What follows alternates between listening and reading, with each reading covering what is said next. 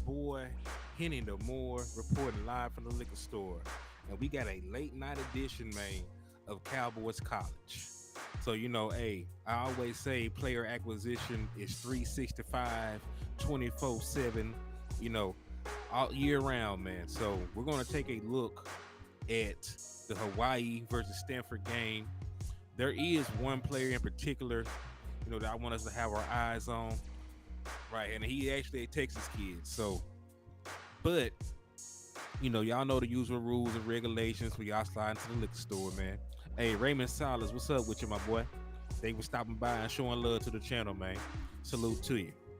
So, hey, y'all know the usual rules and regulations when y'all stop by in the liquor store. First and foremost, man, make sure you hit that like button. The more likes that you get on a YouTube video, the more that YouTube will push it. So if you really rock with your boy Hennythemoor, hit that like button. Ain't gonna cost you a dime, and we can all come in here and get our orders placed into the liquor store because YouTube will push the video. More folks will find their way inside the liquor store, and we can all vibe out to have us a good time tonight, man. So make sure you hit that like button on the way into the liquor store, right? After you hit that like button, I need you to turn right back around and hit that share button. Because first and foremost, man, sharing is caring, right? Hold that thought, man. I'm gonna work with this light real quick. Give me 2 seconds. I gotta move this light around. It's gonna bother me the whole time.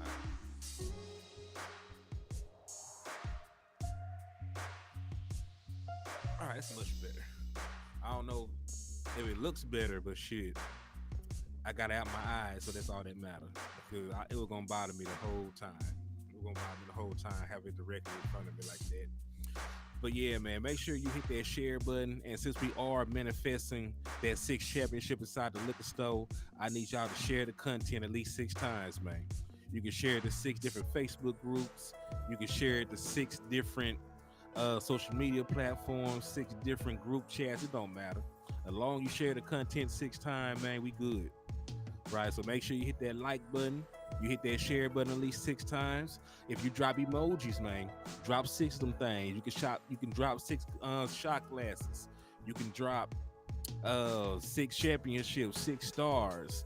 If you're trying to slap an Eagle up or slap a Commanders fan up, you can drop 6 palm emojis, man. Hey, what's up with your Keystone? I see you slide through the door, man. JB2, I see you too, man. Salute to y'all good people for coming through and showing love to the liquor store. I see Miss So Over It and shared the content too on Twitter. See, y'all doing the right thing inside the liquor store, man. So salute to y'all good folks for rocking with me on this Friday night. And y'all the real MVPs too, man. Cause hey, it's Friday. It's a Friday night. Y'all could be doing anything under the sun, but you're here with me. So I do appreciate y'all for taking time out your day to come through and help me scout some players for the Dallas Cowboys. And listen, the season ain't even started yet. We already talk about scouting folks, man. But hey, it's never too early, to be on a bandwagon to find you a pet cat to evaluate a position. So hey, it's just another way that we can enjoy football together, man. Just another way that we can enjoy football together. So make sure y'all hit that like, you hit that share, and most importantly, man, please, please, please make sure that you slap the dog shit out of an Eagles fan. Because if you slap the shit out of an Eagles fan, I will be able to give you half off on all the merchandise inside the liquor store. And I got exactly what you need to succeed, man. We got Cowboy Readers, we got Hen, we got Gin, and everything else under the sun that can make you sin. So tap in and come get drunk with your boy Hennythemoor inside the liquor store. For real, for real. All right, so yeah, man, we're gonna watch the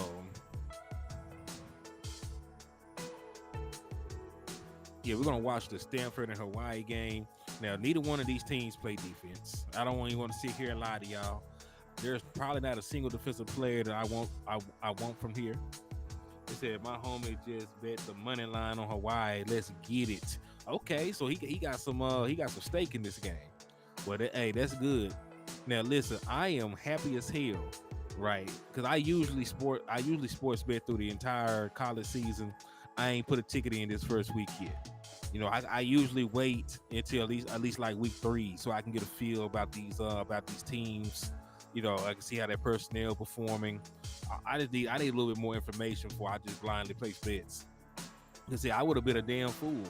Because I would not like normally I always just take the SEC team in the season opener. So I would have blindly took Florida yesterday, and I would have been out of money. My parlay would have been screwed out the gate. So I'm glad that I waited to bet. But yeah, man. So we're gonna watch this Hawaii and Stanford game. We're gonna do Q&A, during the course of the game. So you got questions while the game is going on, feel free to ask them. I take time to answer your questions. But we're gonna have us a good time, man. We're gonna have us a real good time.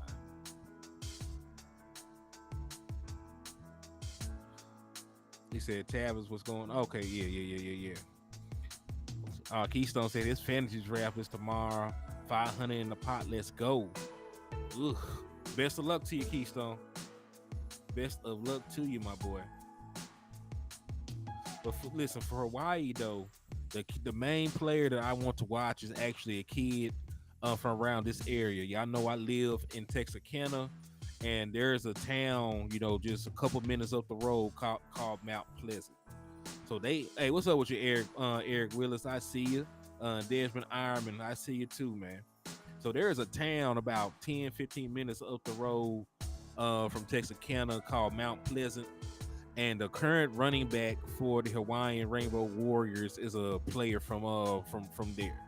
So, I do want to watch and see how he performs. They say that he's one of the most electrifying players on the roster. His name is Tylen Hines. Now, he's a little undersized. He's about 5'7", 170 pounds. But, he's like a bolt of lightning. They say he's a big playmaker. Out of the backfield, can both run and catch the ball efficiently. So I want to see how he performs. They say that he was hindered by an injury last week and didn't really touch the field much. But they say he should be healthy today to go.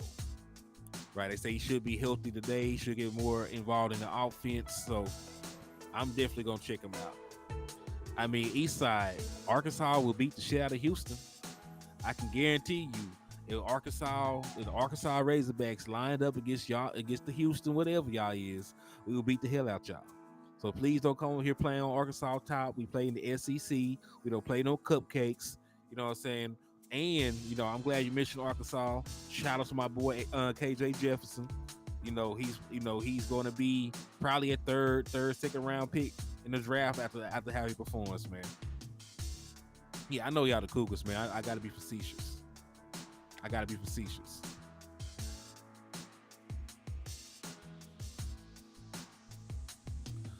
Yeah, so that's really the main person I want to watch and see. Now, if there are any other player that catches our eye, during the course of this game, of course we're going to add them to the list. So, after the last game that we seen yesterday, right? Y'all know I like money parts. Like he went off. He was real good yesterday. Number 87 from Utah, that tight end was real good. So those are the two players I left out of that last game that we watched. Really impressed by. Right. And of course I know y'all gave us some more names. I know there's one of y'all mentioned Mark Fletcher from Miami. A matter of fact, he played today. I didn't get a chance to see what he did statistically. I know y'all also said Jordan Winterture. I know y'all told me to look out for Xavier Worthy from Texas. Edgerrin Cooper, a linebacker from Texas A&M. Malik Neighbors, a wide receiver from LSU. So listen, as the college season goes on, feel free to give me names. Oh, it's Cowboys content because listen, we're out here scouting folks. Corey asked where I'm from. I'm from El Dorado, Arkansas originally, and right now I live in Texarkana, Texas. So I'm from El Dorado, Arkansas, live in Texarkana, Texas. So yeah, man. So listen, it said Xavier Worthy. Yeah, I'm gonna make sure to check him out tomorrow. So yeah, it's still Dallas Cowboys content. We're gonna watch the game. We're gonna watch this Hawaii Stanford game, scout some players, and we'll still talk Dallas Cowboys in the chat box.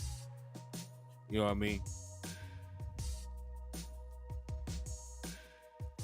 Danny Savage said bet the over.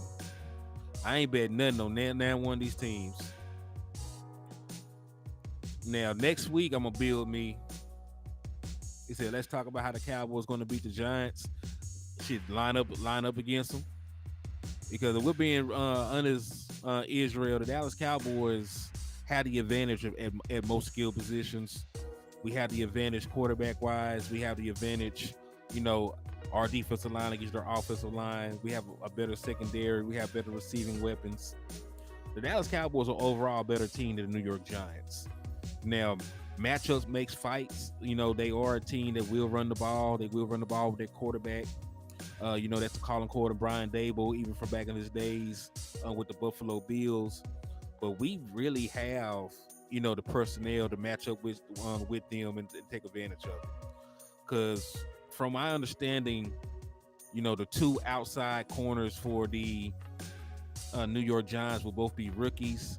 Hawkins was a 6th round pick for them this year, and Deontay Banks was a 1st round pick for them this year. So their two outside corners will be raw rookies making their first NFL start, and then Adoree Jackson will be their slot corner. So the Dallas Cowboys should have, the advantage on the outside. CeeDee Lamb, regardless of who he matches up against, Adoree Jackson is their best corner, but CeeDee Lamb is a better player than him, so he can still take advantage of him. Yo, what's up with you, man? Yeah. I'm ready for open night too, man. All right, so East Texas, that Hodge kid's whole family. Okay. All right, so here they come right now. Here comes Hawaii on their first possession. Let's see who gets the ball. Number 17 motioning, hiking it, play breaking down. Throw the ball, boy. Chunk it in the middle of the field, and nobody is home. Yo, what's good with you, Jazzy Jeff? Thanks for tapping in and showing love to the channel, man. Salute to you. Salute to y'all good people, man.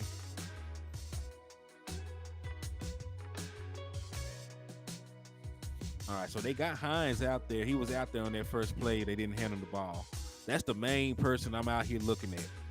I love explosive running backs. So I'll call cornerback Lynn touchdown.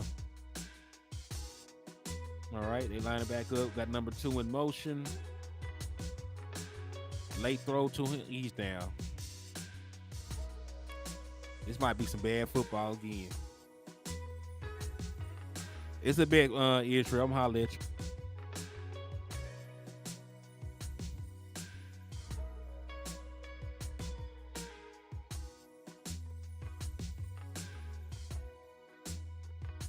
All right, so it's 3rd and 10.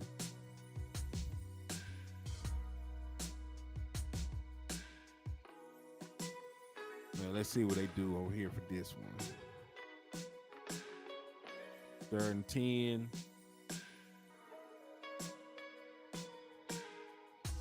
Horrible.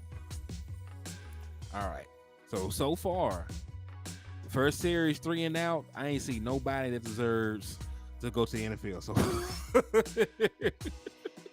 it's just the first drive though. So hopefully it gets better as it goes on. But yeah, man, y'all ask questions in the chat box while we're sitting here, man. Like we just ain't just finna sit here and watch the show. Like if y'all got questions about the upcoming game, if y'all got questions about the season, y'all got questions about anything, y'all drop them in the chat box while we watching this stuff. I said we multitasking, man. We just not sitting here watching Stanford and Hawaii like they teams to watch. I say, it's just boring. If I was going to sit here and try to scout players, by myself, it would be boring as hell. So, I figured I'd go live and do a show while I was on here doing that with y'all. So feel free to ask some Cowboy related questions while I'm doing the scouting.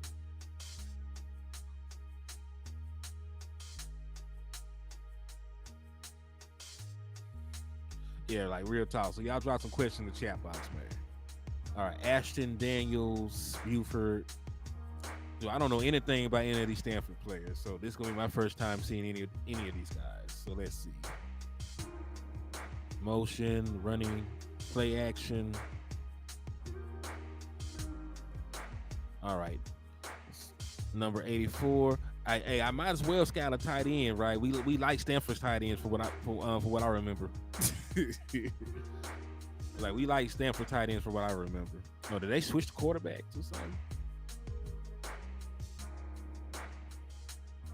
It says select 45, 40, Philadelphia fans, 10 Giants fan, 8 Commander fans. Huh. All right, it's gonna be 3rd and 7 for Stanford. But yeah, didn't Dalton Schultz play at Stanford if I'm not mistaken?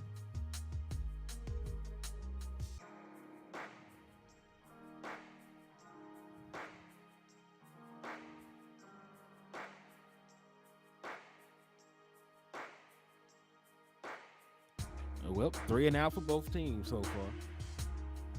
Yeah, I knew it wasn't crazy. I knew the boys like that. Oh, okay. I feel you, Ray. Yeah, I knew it wasn't crazy, Desmond. I knew it wasn't crazy.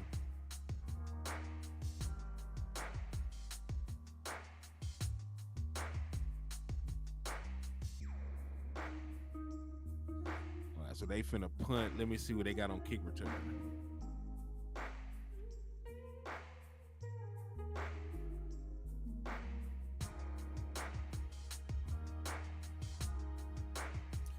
Hey, so how do y'all feel about week 1 coming up, man? Y'all nervous? Do y'all feel like we're gonna beat the Giants by 100 points? What y'all feeling going to week 1, man? I need to know. I need to know what the pulse of the nation is right now, man. Matter of fact, man, while we at it, go ahead and drop the score predictions. And I only want to go ahead and drop the score predictions. I say Dallas Cowboys win week 1, 31-14. I think we win by multiple positions. I still don't see how the New York Giants score enough points to beat us. So, I still think that we're a 30-point offense with Dak Prescott. We've always been a 30-point offense with Dak Prescott, at least in these most recent years. So my prediction is, matter of fact, I'm going to put it in. 31-17 Cowboys over Giants.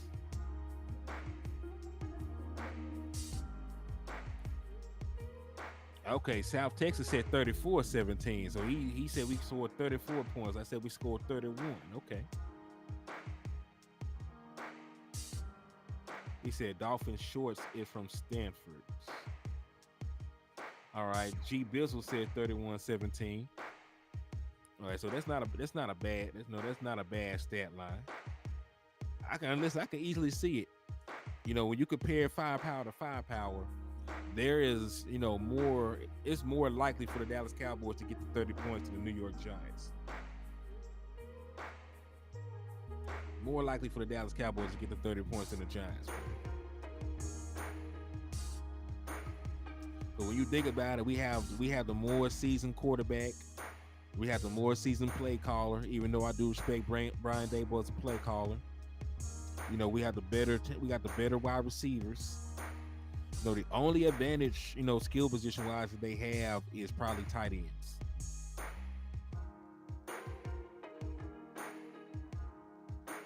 Hen, how will the first scoring drive will go if you had to predict? I think we score the same way that we always score. You know what I'm saying? I think we come out balanced. We're not too lopsided either way. I think that we run the ball efficiently. First drive, I think Tony Pollard touched the ball multiple times. I think we get in our bag with the play action. I could see. I'm seeing CeeDee Lamb score on a skinny post from about 20 yards out. That's my overall prediction. I said the first score of the season would be CeeDee Lamb, and I'm saying it's going to be like a skinny post. Against a middle field open look. Against a middle field open look. Splits the safeties for a touchdown. About 20, 22, 25 yards out. First score of the season, CeeDee Lamb. That's my bold prediction. What about y'all? Who you think scored the first touchdown of the season? CeeDee Lamb, Brandon Cooks, Jake Ferguson, Tony Pollard, Dak Prescott on the run. What do y'all believe the first score is?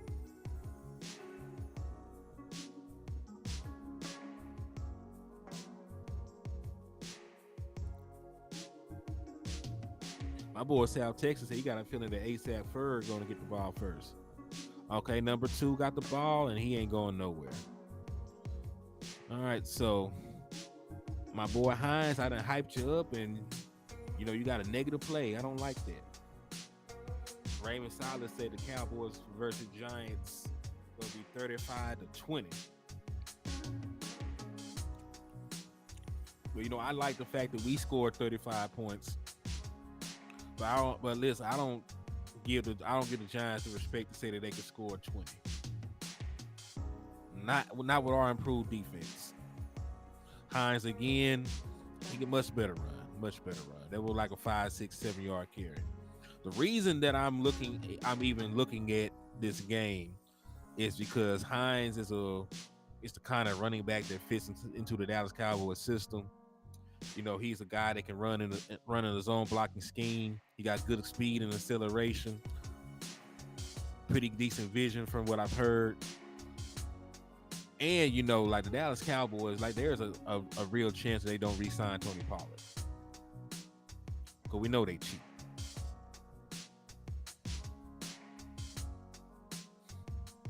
What's up with you, Chris Johnson? They was tapping in and showing love to the liquor store, man. I appreciate you. My boy G Busy said Tony Pollard finishing with 120 yards. I mean, I could see it. I would hope that he finished with 120 yards. And the New York Giants were a team that were very successful in the run game last year. They were like the 27th ranked run defense. 27th ranked run defense. So I can see the Dallas Cowboys, even with the acquisitions they made for their defensive line, I can still see the Dallas Cowboys coming out there and being able to get stuff going on the ground, whether it be with Tony Pollard, Deuce Vaughn, Rico, even a improv run by Dak Prescott. I can see the run game working all night. So I'm not completely concerned about this game. And listen, they went out there and they made moves to get better, but they're still a 3-4 defense. You have to have like a super elite defensive tackle, to be a great run stopping 3-4 defense.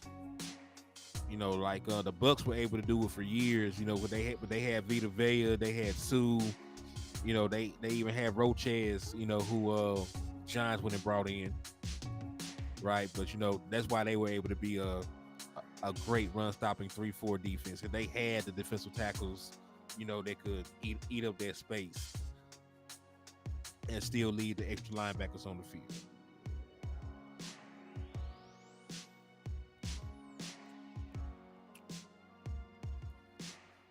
But I don't know that the Giants necessarily have that. Dexter Lawrence is good. He's a great player, but he's more of a pass rusher. What's up, the lunatic? My boy said, slap the heck out them 50 fans on your way to the liquor store. DC4L. Indeed, man. Indeed. So, yeah, man. So, really, I'm just sitting here watching the game, chopping it up with y'all, man. Like I said, y'all ain't got to watch along or anything like that. Like I said, we can do Q&A in here. Hey, salute to my brother S.A. Richburg for the $3 super sticker. I see the pair fist bumping. Hey, you a real one. Salute to you. Mr. Richburg, you're $2 away from getting yourself another raffle entry. So salute to you and thank you for the love and support. Also, today and tomorrow are the last days to get your raffle entries in for the Dallas Cowboys jacket or pullover. So, if you haven't entered or you want to enter, all you got to do is send $5 to Cash App, which is $Hennythemoor. Or you can send, super chats or super stickers, right? So it's $5, and the last day to get your raffle entries in is tomorrow, and then Sunday we will draw the winner. We will draw the winner then.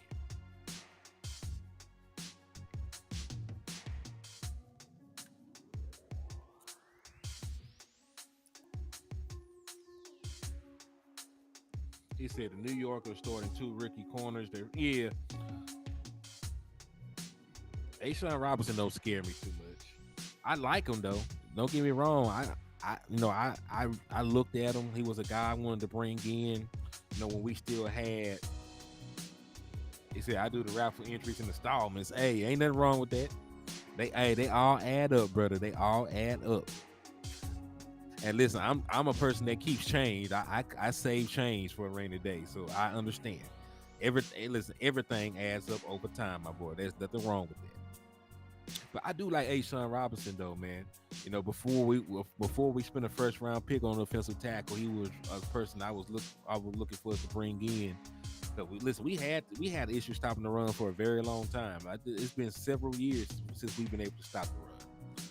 So the fact that we are taking the initiative to bring in Amazi Smith to retain a Jonathan Hankins, and we also invested in the linebacking core. We went and got Overshown, even though he's injured. I love that. Hey, shout out to my boy Lil Tyler. We're coming through the liquor store and showing love, man. And hey, shout out to my boy the Lunatic for the extra raffle entry, man. I see you. Let me go ahead and add your raffle entry in, my boy. So salute to you. Thank you for supporting. And if y'all want to be like my brother, the Lunatic, and improve your odds of winning the Dallas Cowboy jacket or pullover, man, make sure y'all hit that make sure y'all hit that super chat or that super stickers, man. But I appreciate y'all good folks, man. And I salute y'all for coming in and rocking with your boy in the liquor store on a Friday night.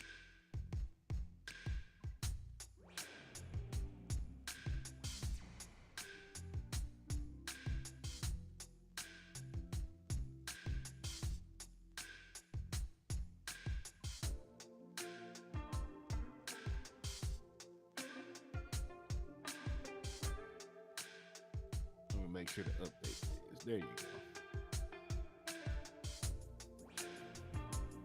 Booyah. All right, got you updated, the Lunatic. Thank you for sliding in with the support. Let's see. My boy said, he said, why you think they let Curse? They didn't let Curse get number 0 because they're gonna get it to Overshawn. Right, Overshawn was their draft pick. He was a 3rd round pick for a reason. He's a Texas kid, so they want him to eventually grow into one of their featured players. And I'm not too mad at that. He said what the Wildcats do tonight, I'm not sure. I usually talk to my daddy. And he usually goes to the game, so he still stay in there, the Raider. But I didn't get no word of what they did tonight though. Win. Dunny Holmes, what's up with you, man? They were stopping by and showing love to the channel. It says Cooper Rush a quality backup. Yeah, Cooper Rush is a fine backup. No, he is a pretty decent backup quarterback. The only issue with Cooper Rush is his limited athletic system. If we ran a different scheme, if our scheme was not predicated on play action and moving the lunch point, and like Dak Prescott, he doesn't play like Dak Prescott, right? We know Dak Prescott is still a threat to keep the ball on read options, right? He's a play action quarterback. He's an athletic quarterback. He can move around. So the problem with Cooper Rush is not that he's like a bad quarterback. Like he's a decent backup. He's a quality backup quarterback. It's just that he doesn't really fit, the style of play that we get from our other quarterbacks. Even Will Grier, despite him not winning the quarterback 2 job, he still fit what we wanted to do offensively a little bit more than Cooper Rush. That's why we went out and we got a Trey Lance. Trey Lance, fits the new style of West Coast offense. A lot of time they want a quarterback a little bit more versatile that can move a little bit better. Oh yeah. Richards and Bass are the de facto backups. They're the primary backups as well. So I'm pretty sure, worst case scenario, Richards can come in and be a swing tackle for you. And I also believe that Bass, and listen, I know for a fact that Bass is the backup because cut Forniak and they cut Hoffman for that boy. PJ Bass showed up and showed out. So yeah, he thoroughly secured that backup guard spot.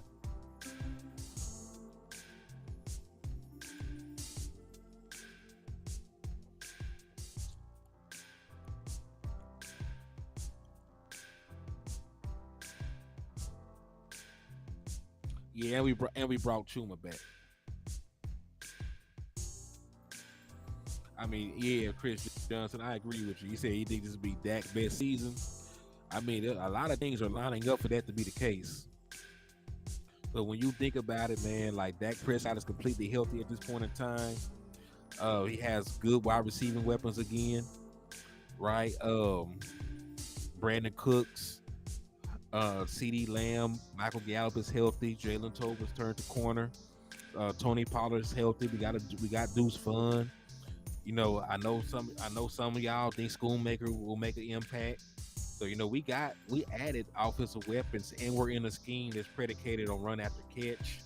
You know, a lot of the things we did, you know, the Dallas Cowboys were the 28th ranked team in terms yeah, they were the 28th ranked teams in terms of yards after catch, right? In terms of yards after catch, they were 28th in the Hennythemoor era. So, you know, we ran a lot of stop routes, we ran a lot of option routes, we ran a lot of routes that did not give teams the opportunity to players the opportunity to catch the ball and, you know, continue upfield. That's going to change in the West Coast system. There's going to be a lot of yak yardage opportunities. So, you know, especially against these teams that, you know, that struggle tackling. You know, when you get a guy like Brandon Cooks out into space with his speed and his, you know, and his shiftiness is hard. You get CD Lamb, who was a former kick returner, you know, out of space with the ball in his hand. He a hard dude to bring down. You know what I'm saying? Same thing with Tony Pollard, who set the NCAA record in return touchdowns. Like, we got so many dudes whose specialty is yak. You know, yet we were a team, you know, that was near the bottom in yak. That tells you everything you need to know about the offensive scheme. The offensive scheme was not conducive to those guys playing to their strengths. Right here, you got two guys that were return men in college, and CD Lamb and Tony Pollard. Right, you got a guy Brandon Cooks who's a 4-3 guy. Right, you got all these different guys on you know, out there. You know, you should have a team, you know, that can do well, you know, in yard after catch. So I think the new scheme is gonna perfectly fit Dak Prescott. You know, I think that the new personnel is gonna help Dak Prescott have a much improved season. So I love it. Thunder Wind said we're gonna dominate this year. No tape on this Texas Coast offense. Yeah, there ain't no tape on this yet. And you gotta remember, a lot of teams run the West Coast, but there's so many different variations and wrinkles. There's so many different variations and wrinkles to these West Coast schemes and systems. You know, you really don't know. You're really they're gonna probably need a year worth of tape to see how Mike McCarthy is gonna run this version of the West Coast system in Dallas. He's not gonna have. There's not gonna be too many tendencies just giving off a couple games. He has a big enough, you know, track record and playbook to where it's gonna take at least a year or two to figure out, in my opinion.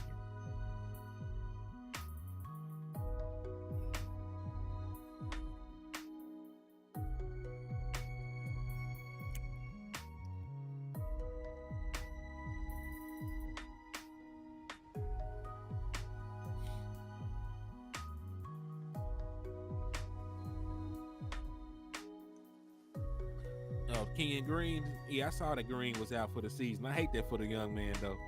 You know what I'm saying? Even though he played for Houston, you know, I never want anything bad to happen to a player and nothing like that. So, you know, I hope he heal up. I hope the boy be good.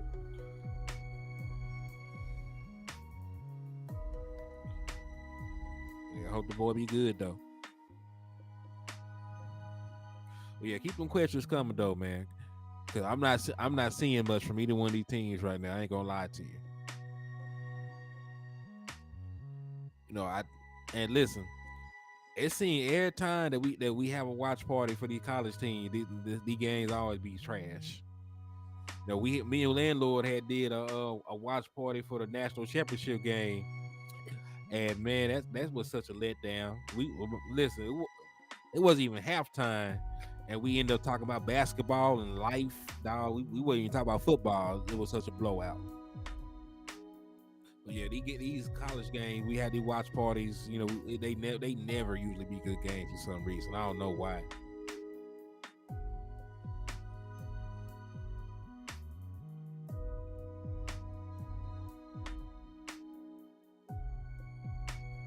It's that same New York Giant O line that tied for 29th last year with 49 sacks given up, and Danny Termos got paid, so I don't think he will run as much.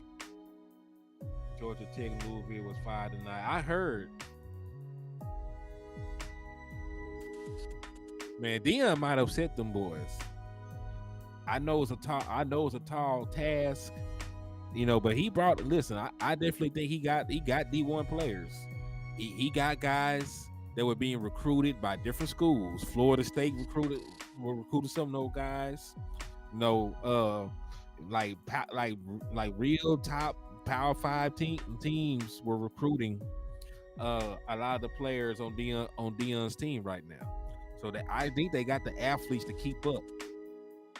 So if he gets a couple lucky breaks, if he gets some extra possessions for turnovers, if there's some muff punts against the other team, things like that, I think they could pull an upset. It'll be a hard fought match, but anything's possible, especially in college. Yeah, you got a hell of a coaching staff too. You got a great coaching staff. You got good talent. And listen, he know his son. His quarterback. You know what I'm saying? So we gonna get a chance to see if the hype. They saying his son should have been a Heisman candidate if he didn't play for HBCU. So we'll see if that's true. We'll see if that's true or not. If he can go out there and put it together. But I do want Deion to succeed, man. I do want Deion to succeed, and I want his son to succeed too.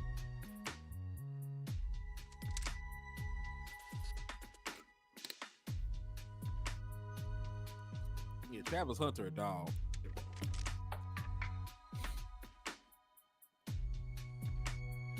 South Tech said TCU about to baptize Colorado. Hey, we gonna see. But listen, last time I seen TCU, they were getting baptized, so it might be time for them to return the favor.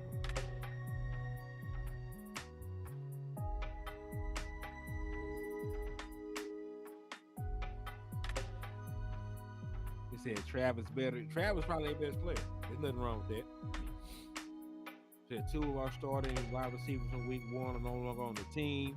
Noah Brown in Houston, and Dennis Houston is actually on the Giants practice squad, by the way. Right, so our wide receiver 2, wide receiver 3, week 1 going to be fired. CD burnt that New York Giant nickel corner last 2 games. Yeah. Yeah, listen. There's not a lot of guys that can hang with CD Lamb regardless of your talent, regardless of where you line up at. CD Lamb gonna probably get you 9 times out of 10. I definitely can see it.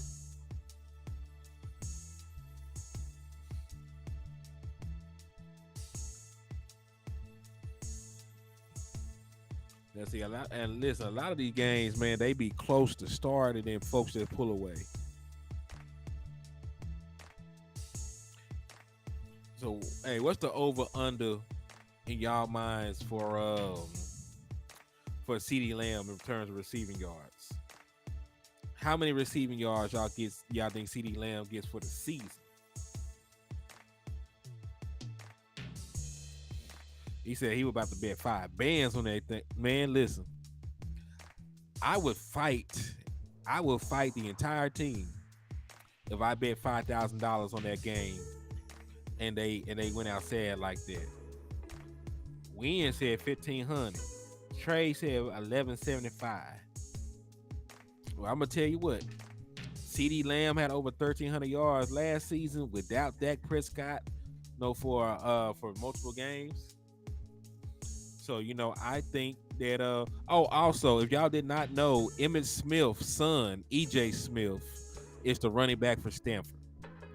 So the running back for Stanford is Emmitt Smith's son. I be forgetting about that. Smith is such a common name, that I be forgetting that that's him. But Emmitt Smith's son is playing in this game. So that is two running backs to look at.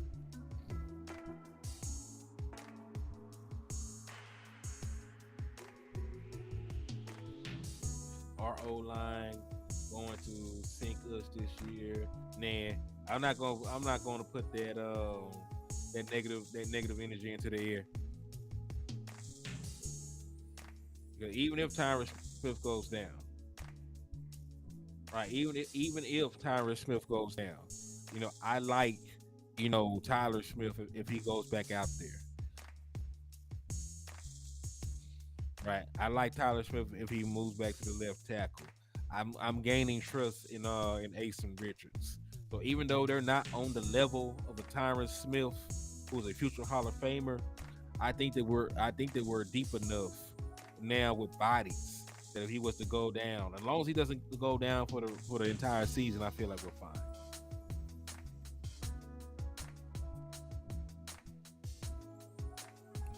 He said it must be bad if Florida didn't want him. I'm not sure.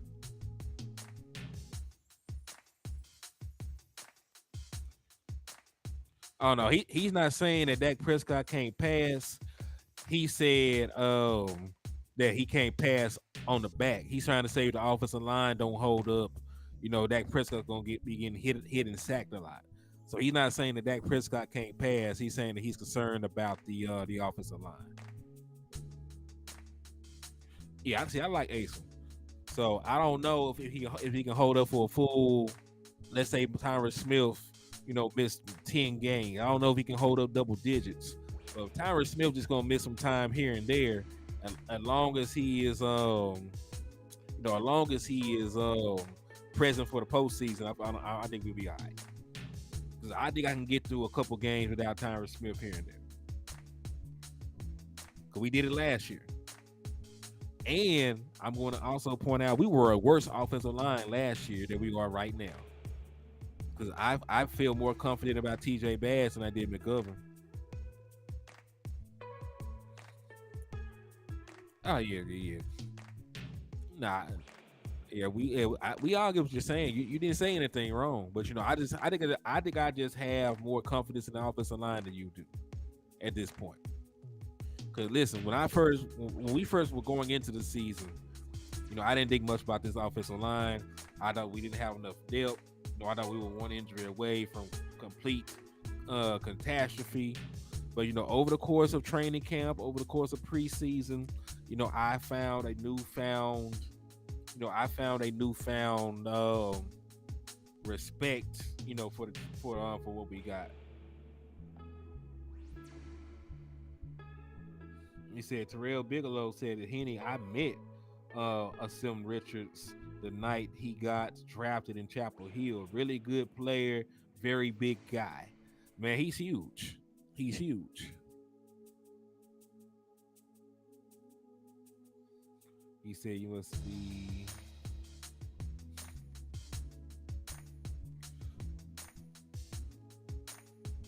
He said Bass looks scrappy, but after him, 0. I like Bass and Richards, and then but see, that's the beautiful thing about it, because we named two backup offensive linemen that we're happy with. So we're 7 deep at the offensive line spot. So theoretically, we can survive 2 injuries. If we really think these guys are as good as they are, so I think Dallas will put Tyler at left tackle before Asen. I'm fine with that too. If they feel like the best lineup would be Tyler Smith at the left tackle position, and maybe bring in TJ Bass, to play the left guard. I'm fine with that. But they got multiple ways to fix the problem. If they think that Tyler Smith is too valuable at the left guard position to move him to left tackle, then you can put Richards in. If you feel that Tyler Smith will be a better left tackle right now and will give you more protection, then you can put TJ Bass in left guard and kick Tyler Smith out to the tackle spot. He said, "Can Richards play guard?" I would prefer him to play tackle, but the Dallas Cowboys did play him at guard. They did play him at guard as well as tackle, so he has a little bit of versatility. But I definitely believe that he is a much better um I think he's a much better tackle than anything else. I think tackle is his calling. He said a right tackle. Yeah, because I'm not sold on Walesko. They love Walesko for whatever reason, but I'm not sold. I'm not sold on that young man. The season does feel different. I just pray that it's not just a feeling and it's actually true. You know what I mean? It definitely feels like we got everything going in our favor. It's been a long time since we've been happy with everything. I'm happy with the personnel. I'm happy with the coaching staff. You said number 72, that Alex Taylor. Let's take a look.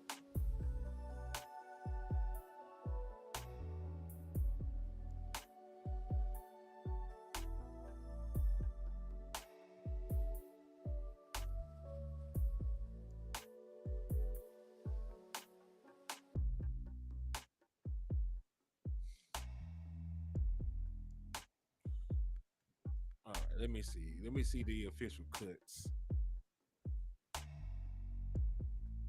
The lunatic say he's on the practice squad. He might be. If he is, I'm not mad at it. Now, let me take a look at the Dallas Cowboys practice squad. That might be the easiest way to see. All right, so our final 16-man practice squad. Let's take a look at that real quick.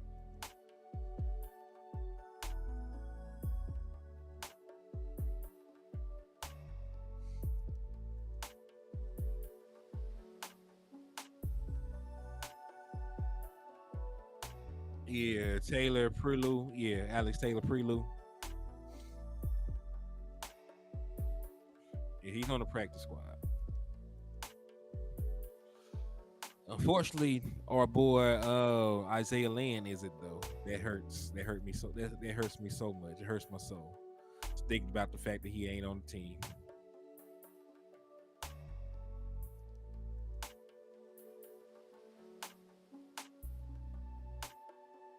Well, he hasn't been playing with two bad shoulders. He's been looking horrible. He has to get that resolved. And also, if I'm not mistaken, I think Walesko is currently on IR because I think they let Walesko make the 52-man roster, but I also believe that they immediately put him on IR. You know, because what they did with Josh Ball, they shut Josh Ball down for the year, right? Because they didn't put him on the initial 52-man roster. All they did was put him on IR, which ended his season, so he can't come back, right?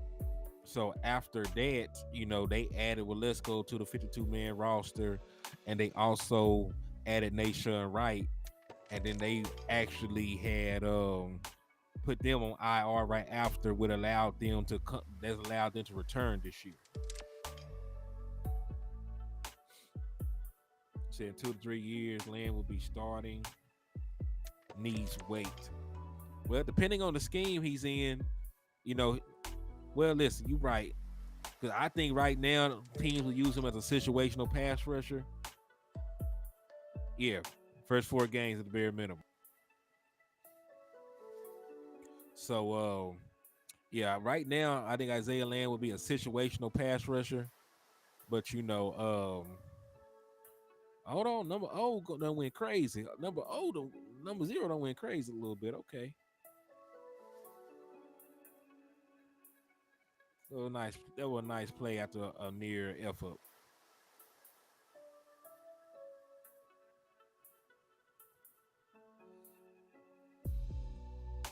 Yeah, I could have came up, with a random undisclosed injury for Isaiah Land to put his ass on IR for the entire season, and then found a way to I would have found a way to retain Isaiah Land.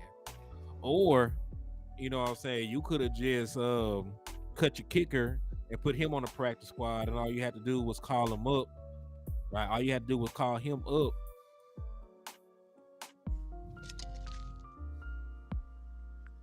So remember, on game day, your third running back doesn't even take up a roster spot.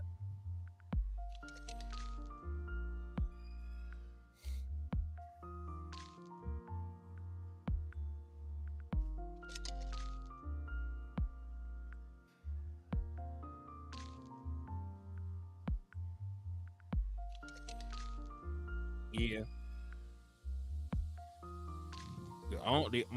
The only reasoning I think they had behind that was to have another special teams player. But you could have just made Isaiah Land play special teams. It's not like he was going to start. You know what I mean? Like Isaiah Land still had to develop, and there was still more pass rushers, on this team, right? Because we still had Armstrong, Fowler, Sam Williams. Like we had all these other pass rushers that he would have still been behind. So you could have still just let Isaiah Land play special teams, and stayed on the team and been a situational pass rusher for you, and just developed him. So I hate that he left the building, man.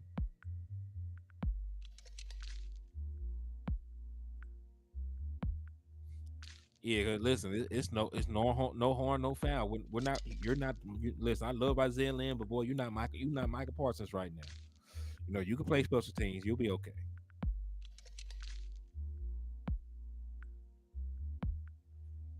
Yeah, so it's just horrible, the way it played out. You would have expected the Dallas Cowboys to have some more finesse to them, man. You would think Dallas Cowboys would be smarter with how they manage their roster. They mismanage their roster every damn year. It seems like.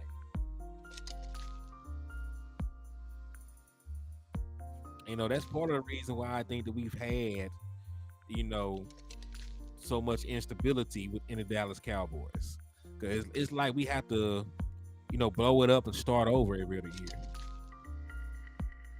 But we didn't keep CeeDee Lamb around long enough. We brought CeeDee Lamb in the middle of 2018, and he was gone by 2022,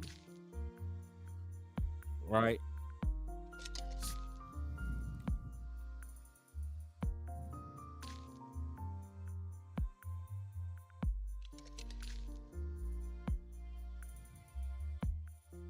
He said, "Yeah, it was just a super dumb move." I'm sure we could have figured out a way to make that work, man. I'm sure we could have figured out a way to make that work. But hey, man, y'all make sure y'all hit that like and share button while you're in the liquor store with me, man. Make sure you hit that like and share button. Make sure you hit that Eagles fan upside the head. Make sure you hit that cash app, the super chats. You want to win that Dallas Cowboy jacket or pullover. Oh wow, he just got sacked. But yeah, man, I appreciate y'all for rocking with me, man, on a Friday night for real. It means a lot to y'all coming in here, keeping your boy company. 'Cause this game is horrible. This shit is horrible. No, hopefully the LSU Florida State game is lit. That's the game that I got circled. That I think is going to be a good showing.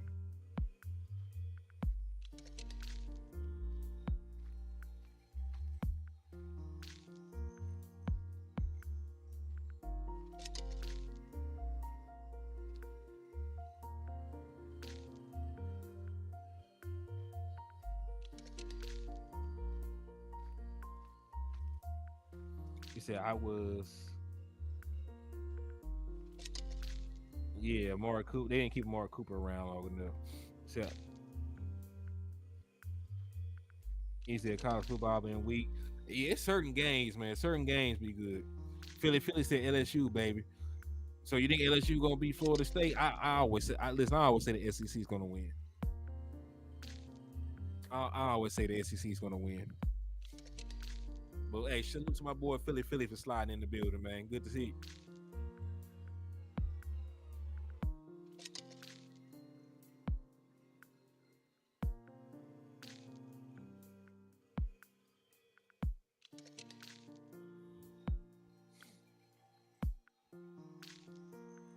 He gonna get some tickets this year. Okay.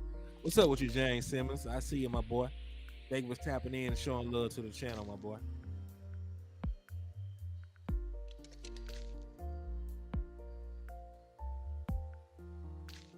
But yeah, but see,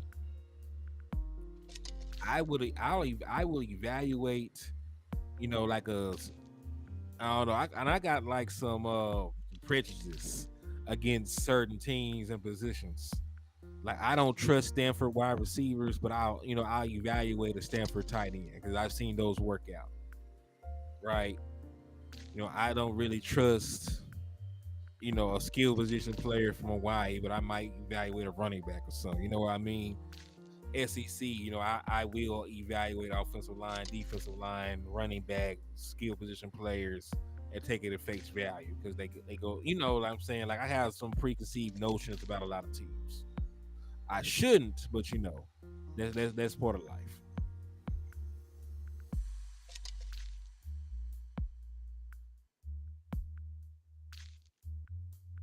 And as long as we win, it could be close.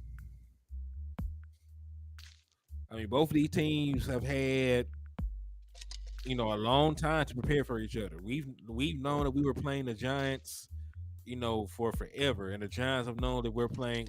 They're playing us for forever. And we both play each other 2 times a year anyway, and we're going on the road. So if the game wasn't close, if the game isn't close, then that's on Brian Dable for not having his team ready. You know what I mean?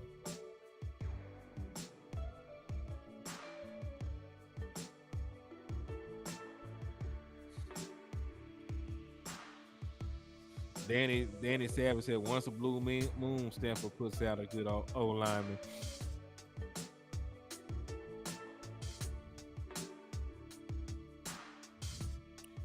He said, Danny Savage, a win is a win. Hey, Leah, it might be close, but as long as the Dallas Cowboys pull away at the end, I'm fine with it. But listen, a lot of times, even in the games that we've won recently against the Giants, man, J-Ron Curse ain't going for that. J-Ron Curse held Travis Kelce to 3 catches, 24 yards when he was in coverage against him. Also had an interception against him. Held Kittle in check when he covered him. So as long as J-Ron Curse covers Darren Waller, I'm not concerned about him. Now, if J-Ron Curse had to go off the field and somebody else is trying to hold Darren Waller, then he might sneak one. But if Darren Waller is matched up against J-Ron Curse the entire game, I don't see him having no 2 touchdowns. That's just me.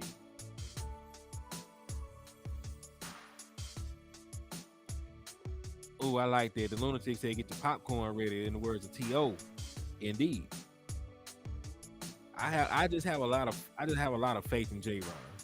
If J-Ron Curse was injured or couldn't play, I would feel different about that matchup. But he's shown his ability to stay in Travis Kelce's hip pocket. He stayed in the hip pocket of Kittle.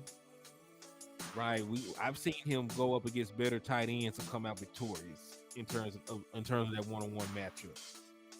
So I'm not too concerned about Darren Waller, especially since I don't know how, if he's going to even finish the game. Darren Waller has a knack for getting injured and leaving games, or getting injured and not playing a lot of snaps over the course of the game. So we'll see. Tommy Montoya, what's up, my boy? They were sliding in and showing love to the liquor store. Make sure you hit that like and share button on your way in, man. So yeah, we're having an impromptu watch party. It's not really much of a watch party. 'Cause I'm not giving no play by play. I'm really just sitting on here watching this game and talking to y'all. You know what I mean?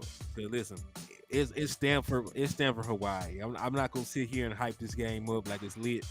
It's horrible, but there are a couple players from each team I'm trying to keep an eye on.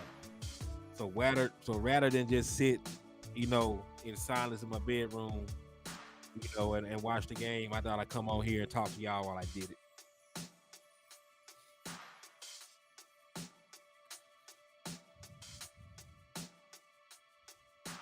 So yeah, the main player that I came to this game to look at was Tylen Hines from Mount Pleasant, Texas, right up the road from where I live. Let me see what his stat line looking like right now.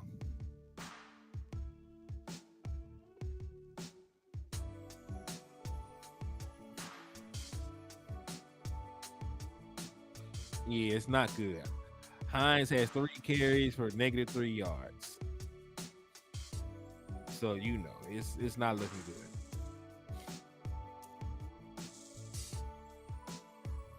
Emmitt Smith, Emmitt Smith's son has 2 carries for 8 yards and a rushing touchdown. But it looks like it looks like the leading rusher is actually the quarterback. The quarterback has more carries and more yardage.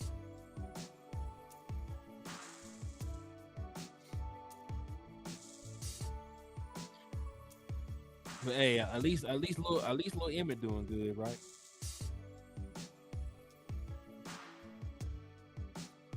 And yeah, like Wink Martindale is a very blitz happy defensive coordinator, and Dak Prescott is one of the best quarterbacks in the NFL against the blitz.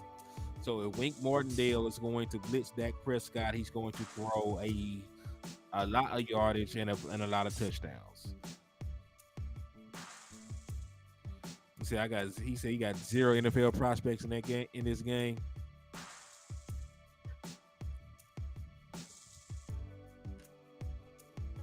I have 2, and not really.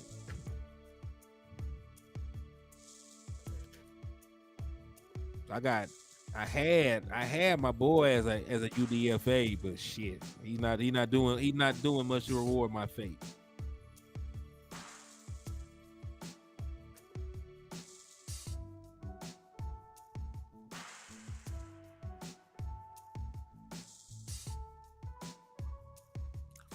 Touchdown.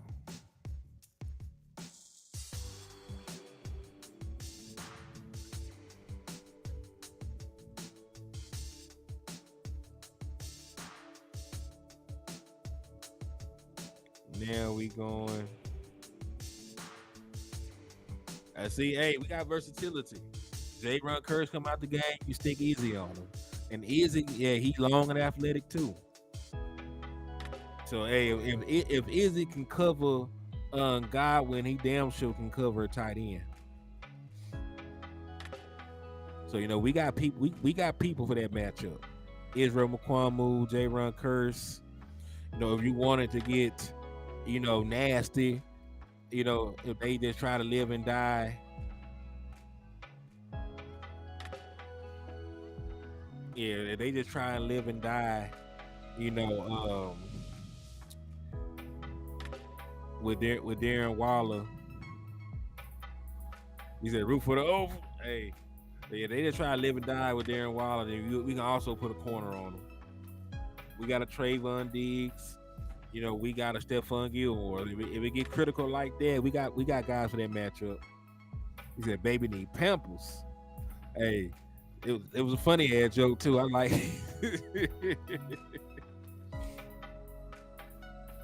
so yeah, we got people for that matchup though. Yeah, now listen, I would love to see Hankins and Mozzie in tandem. Especially on early downs. Early downs, you can put Hankins and Mozzie out there, and then when it get to 3rd and long, you can put your 2 best pass rushing defensive tackles in. You could put Osa and Neville in together. On 3rd down, right? 3rd down, you can put both Osa and Neville in the game. Like 1st down. Early down when it's possible run, you can have Hankins and Mozzie in. So like you got the best of both worlds. I wouldn't mind Hank and Mozzie being on the field at the same time, because they definitely will eat up a lot of space in the middle.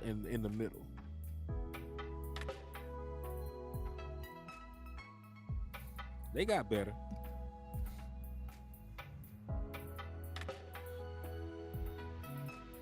They did become a better team, but I feel like we win.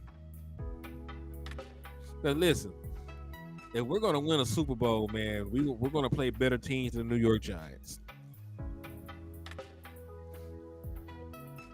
I wouldn't be surprised, Mike. The contract negotiation between Mike Evans and the Buccaneers have tanked. So I wouldn't be surprised if that was to happen. A team tried to trade for him. But yeah, but if our real goal is to win a championship, we are going to play much better teams than the New York Giants. So if we really believe that we can win championship number 6, we got to believe that we can beat the Giants. I know it's on the road. I know it's in New York. I know it's a primetime game. I know they got better. I know they got a good coach. All those things are true. But if we're going to win 6, we need to beat the Giants. Right? They're not the toughest team on our schedule by far.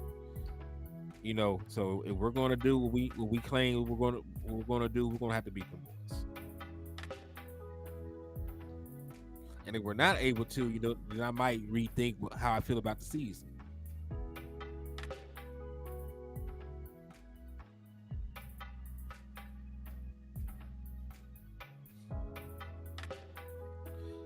Well, Brian Reese. I mean, is more of a pass rushing defensive tackle.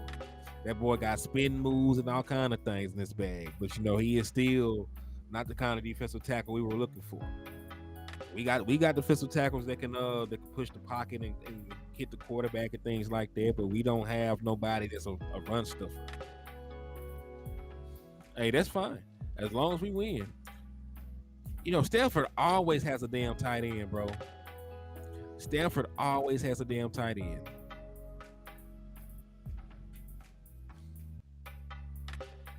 I don't know if he's good because that linebacker looked horrible.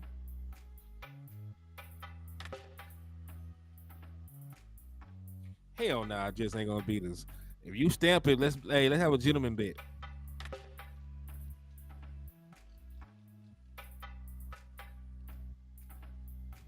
Hey, I can't lose to Aaron Rodgers. F that. We starting 2-0. Home opener too. Yeah, we rocking out, man.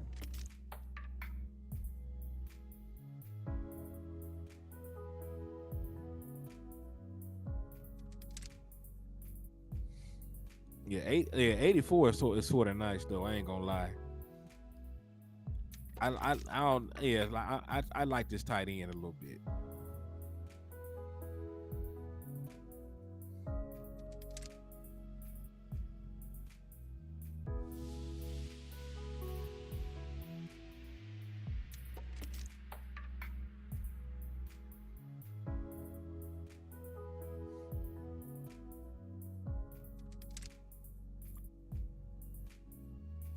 Benjamin Yusuf.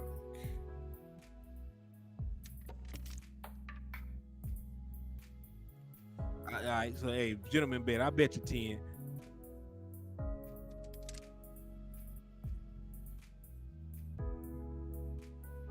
Benjamin Euro said that he must be across the water somewhere with a name like that. What is more from?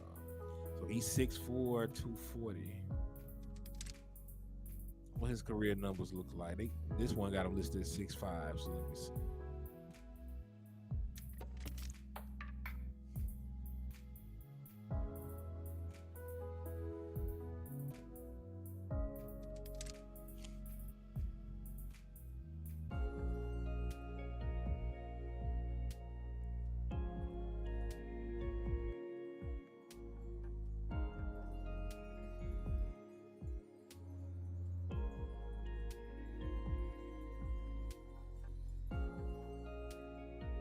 My boy said it's the liquor store. I like Crown. What you like? We send funds, cash app. That's fine. That's fine. So hey, I'll send you some money for a bottle of Crown. You can send me some money for my namesake. So if we lose to the Jets, I'll send you money for Crown. If we win against the Jets, you send me money for some Hennessy. We'll we'll call it, and that'll be the bet.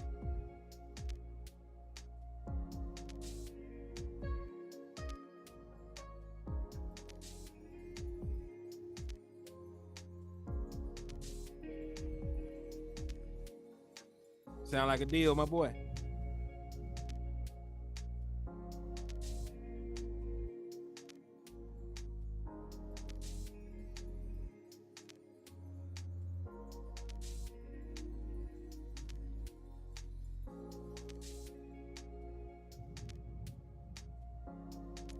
Bet.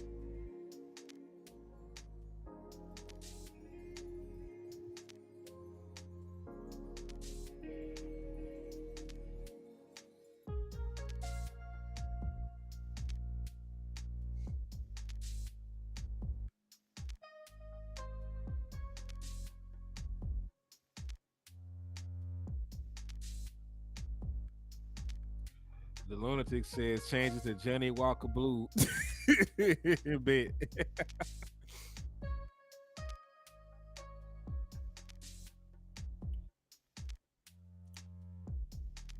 Hey, we gotta slay some hey, listen, we gotta break generational curses, slay some dragons, all kind of things over the course of the season. You know what I mean? Like the old Dallas Cowboys will lose to Aaron Rodgers. The Dallas Cowboys that need to win a Super Bowl will beat Aaron Rodgers. They will find a way. Like I said, like we have to win some of these. We gotta beat guys that have our numbers. We gotta overcome obstacles that we haven't overcome before. All those things need to work out in our favor. Okay. I like Eurosick a little bit.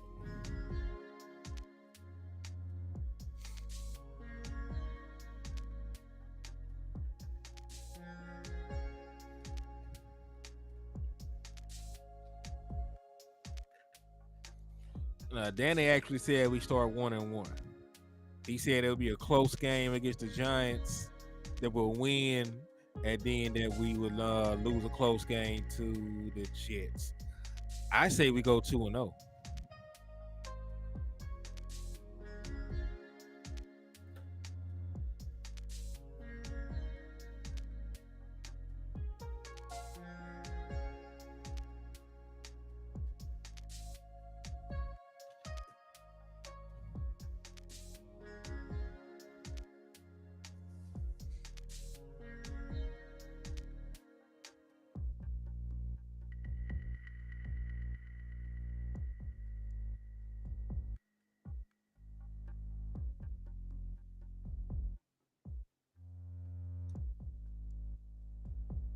You're sick, Stanford.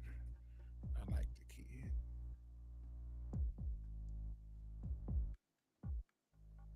I think he's a little old, but he'll be all right.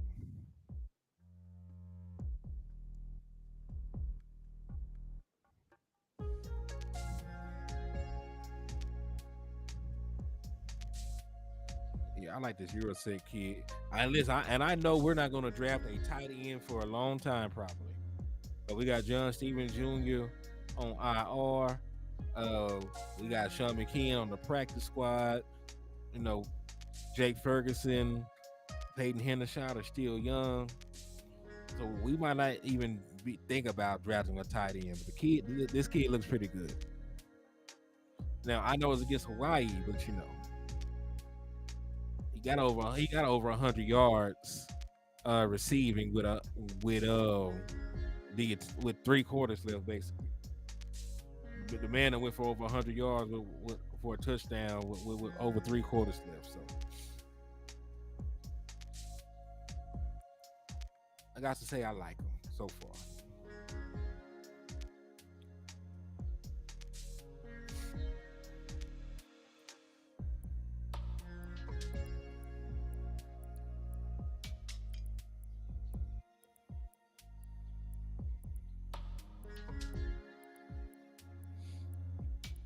Yeah, listen, I'm just saying we have to break generational curses, and we gotta beat the boogeyman up sometimes.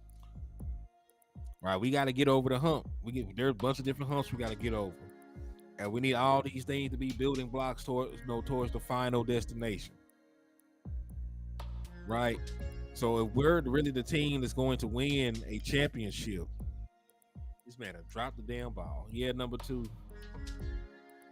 But the beautiful thing about number two ain't it.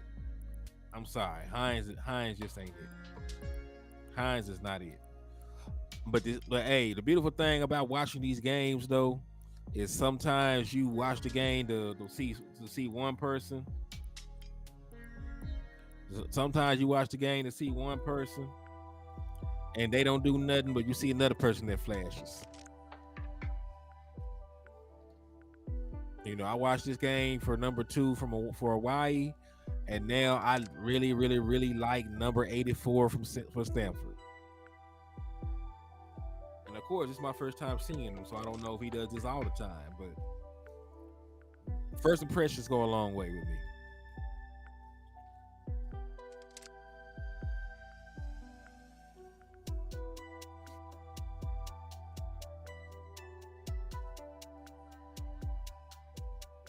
Yeah, our season. Listen, and that's true. Our season depends on our offensive line, but we still gotta do all these things. We still gotta beat Aaron Rodgers.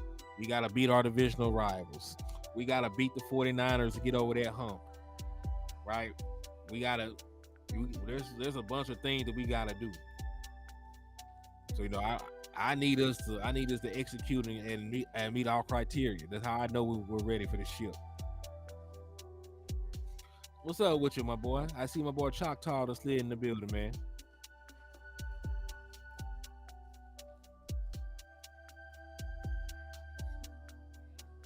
So you see that one guy stand out, plus he could be. I think the boy 84, I think this is his senior year. Because I think he missed his entire freshman year, and this is his senior year. Well, hey, that's a beautiful way to start your senior season, man. A 100-yard game, and it's not even close to halftime yet. And why you playing like that, Danny? Exercise, they gonna come.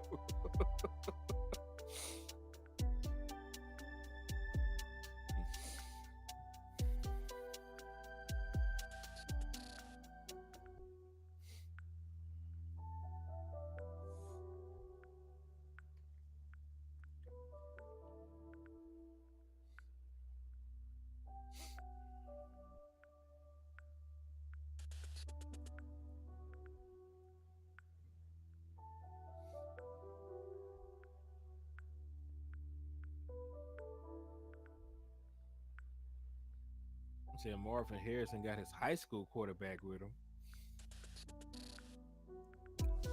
I will say this, man. Ohio State has been putting out some very good wide receivers recently. Very good wide receivers.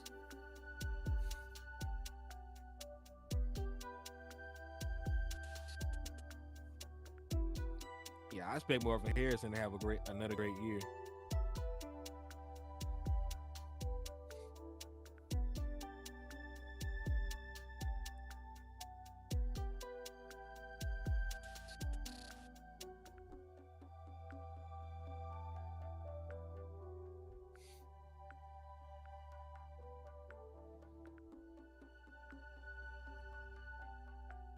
But yeah, man. I said I got the draft guru and Ace Robinson. Who that boy? He said I go by draft guru and Ace Robinson. Okay. I see what you're saying.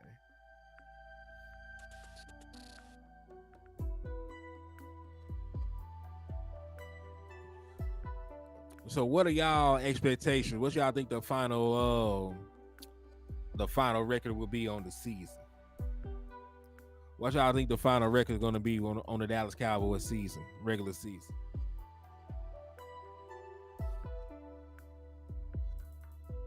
Hey, you have a blessed night, the lunatic. Thank you for stopping by and showing love.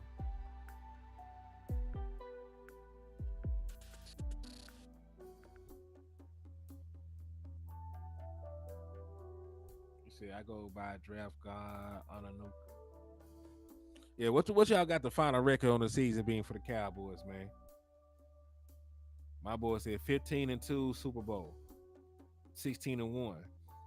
Who the two losses to then? So I can brace myself because I act like the world ain't every time we lose. I'm an emotional Cowboys fan, man.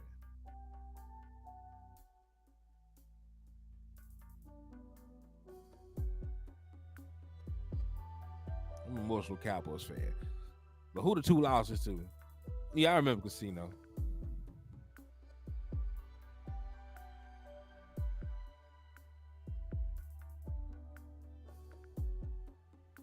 I said we go 14-3. You know that what I said coming into the season. I'm gonna stick to that. Now we actually go 17-0. I wouldn't be mad at that either. But you know,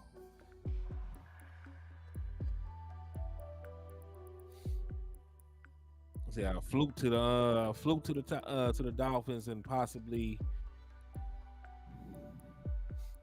that 84 again. God dog, how many balls this boy gonna catch?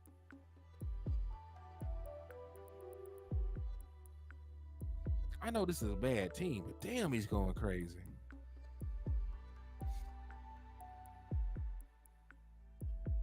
Charlie Jones, what's up with you, my boy? They were stopping by and showing love to the liquor store. So if you're just now sliding into the liquor store, man, what we are doing is we are doing a little bit of scouting. Now, I initially turned on this Stanford game versus Hawaii to look at the running back from Hawaii because I heard such good things about him. He's a kid from the area. But now that I'm actually watching the game, like, dog, this boy number 84 for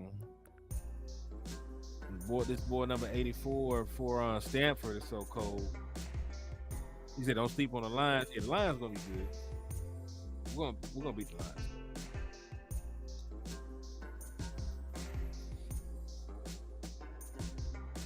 He said he think we'll lose to the Bills, the Jets, San Fran, and possibly have one upset.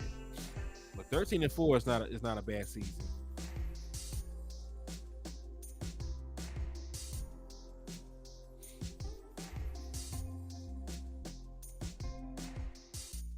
And they done ripped the boy head. They done ripped the boy head, helmet off. God dog. He said two won't be on the field upright by the end of the season. You're probably right. I don't hope that he gets hurt or anything, but he's had issues trying to stay healthy.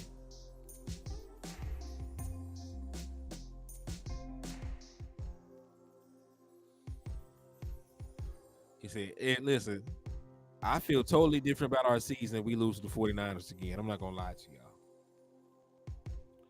Like, in order for me to feel like we're a different team than in the past, we got to beat the teams that we struggle with or the players that we struggled against. We usually lose to Aaron Rodgers. I want us to beat Aaron Rodgers. We done lost the 49ers these last couple of seasons. We got to beat the 49ers, get over the hump. You know what I mean?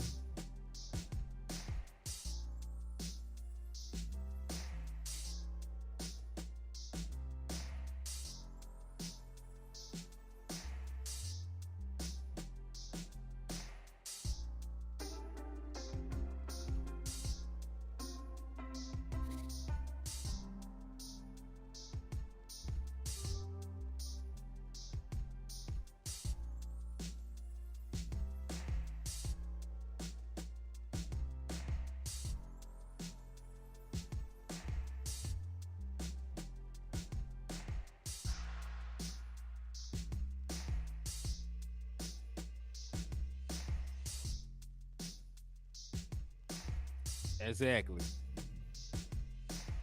So yeah, I don't need us. I don't need us to lose that game, bro. That's exactly why I said we can't lose those games. Can't.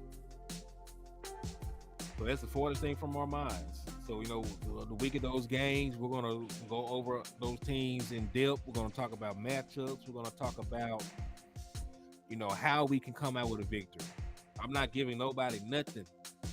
There's a path. There's always a path to victory in the NFL, and there is a much bigger path to victory when you have a good team like we do.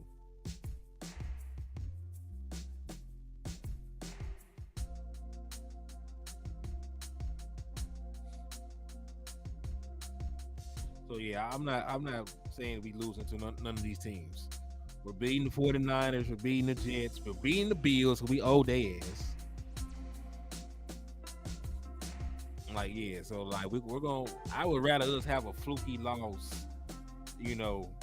I'd rather have a fluky loss against a mediocre team than lose to a good team.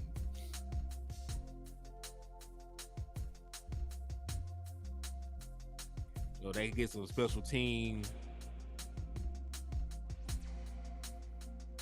They get like a special team score at the end, something crazy. But like I need to beat all these good teams. I want the Bills, I want the Dolphins, I want the 49ers, I want all that. I want all those dubs. And we're gonna beat the shit out of Hennythemoor and them. I want all those dubs. We gotta set a tone for the season.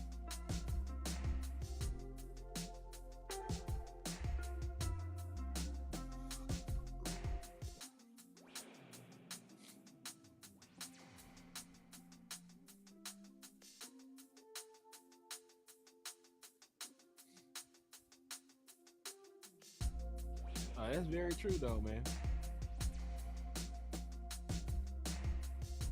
You said it might be a fluke. It's possible. But hey, like you said, they gotta earn it. As long as the Dallas Cowboys ain't out there giving away games this year, we win every game that we go up in. I have no qualms. I have no qualms at all. At least that's how you know we a good team, dog. We won 12 games and we blew. We blew literally like two, 3 games where we had big leads. We blew a big lead against Jacksonville. We blew a big lead against the Packers. So we should have been a 14-win team last year. Should have been a 14-win team last year. And we're better coaching, better personnel. Like I feel it, bro. I could be delusional. It could just be the fan of me talking, but I feel like we can do something this year, bro.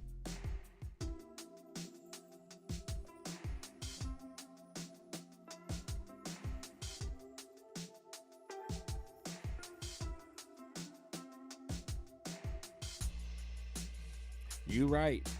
The Dallas Cowboys, they love holding us, so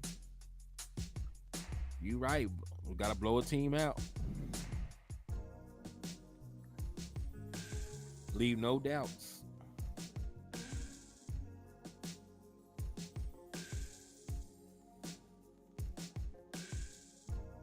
You gotta leave no doubts in the minds, man.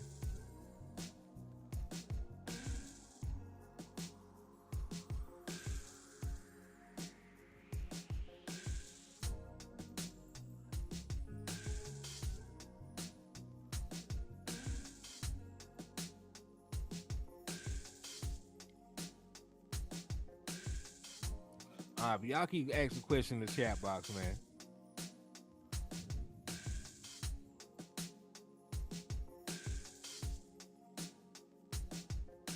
What else is on y'all mind tonight, man? What else is on y'all mind tonight, man? I hate targeting. Targeting be messing games.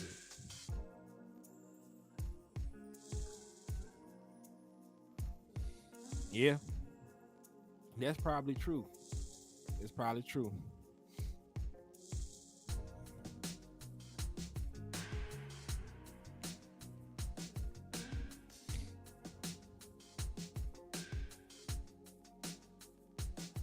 Go ahead, Go ahead and ask some more questions in the chat box, man.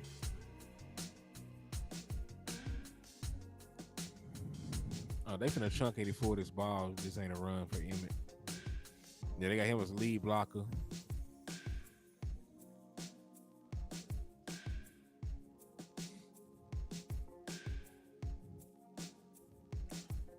the only guy that looks good right now is 84. And I don't know if he looks good if because he's playing a sorry team or if he's really like that.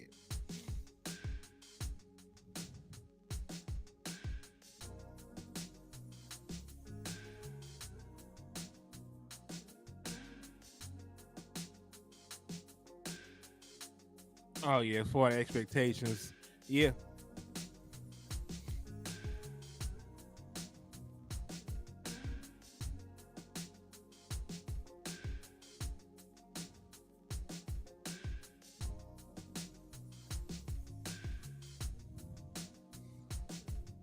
But yeah, I don't think I'm gonna finish the rest of this game. I think I'm gonna get to halftime and then shit call it a stream, man. Because the only guy that look worth a quarter is this tight end, and I do not see the Dallas Cowboys drafting one anytime soon. Do y'all? Given who we have personnel wise.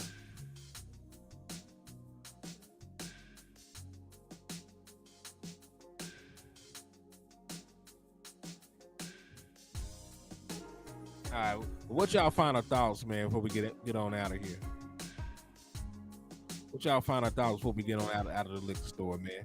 Go ahead and ask whatever you want to ask, say whatever you want to say, and then of course, I'll probably be live sometime tomorrow. But go ahead and ask y'all final questions, give y'all final thoughts, man, before we close down the liquor store for the night. It was the fourth show. Said Eric Gilbert better than all our current tight ends. Eric Gilbert, is he one of y'all? He a person? He a person for y'all? Let me look him up.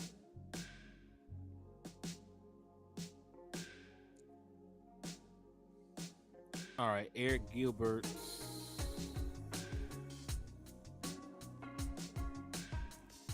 Is this the kid that got in trouble?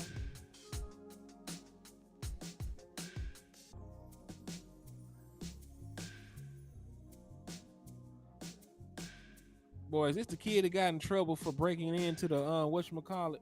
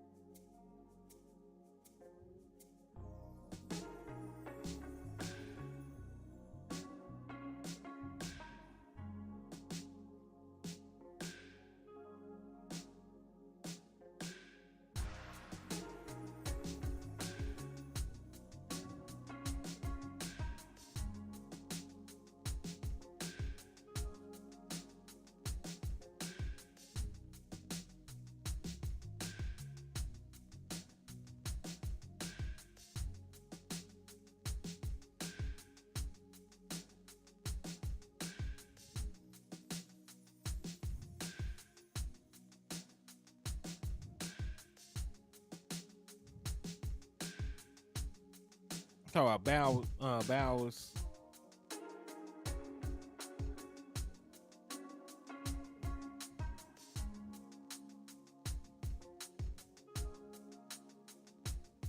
Yeah, Eric Gilbert, man.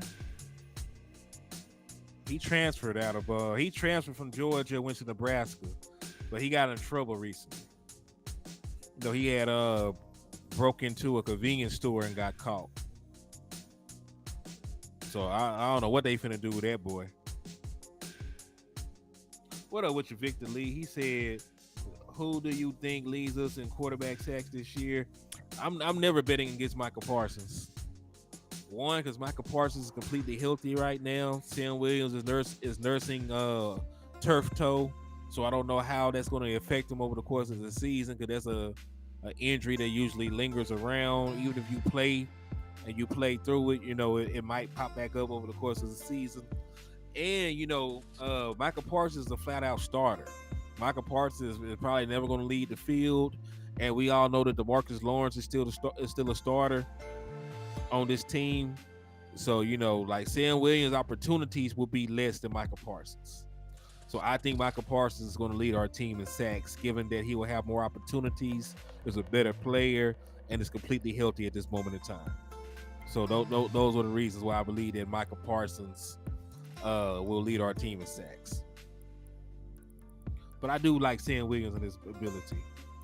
He's at Nebraska, and he got caught, red-handed. Like he broke in to the convenience store, right?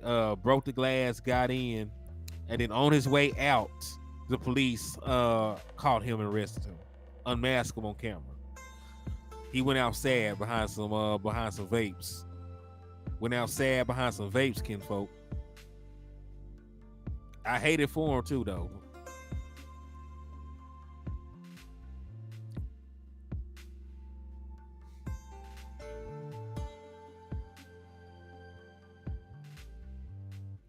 Yeah, man. Like you on a cusp against some NFL money.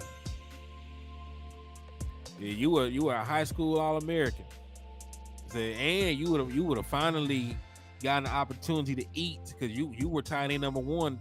You were tight end number one in the office you were going to be in. Yeah, he was tight end number. He was going to be tight end number one in this offense. Hey, like he went and did what he did. So I hope that he get his life. He get his head on straight. But man, that might be it for him.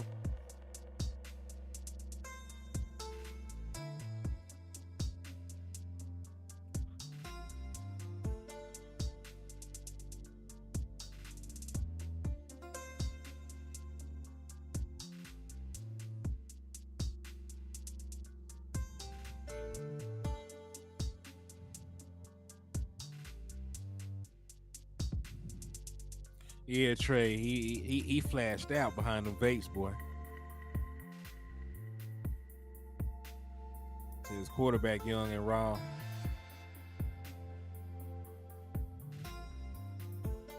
Let's see, he is that, but he also could have bailed the quarterback out. At least he would have been on the field getting opportunities. At Georgia, he was behind Bowers. He was behind Bowers, and then of course the other boy that just got drafted by the Steelers that we want. I forget his name now, but yeah. So like they had a very good tight end room. So I understand why he didn't get a lot of burn.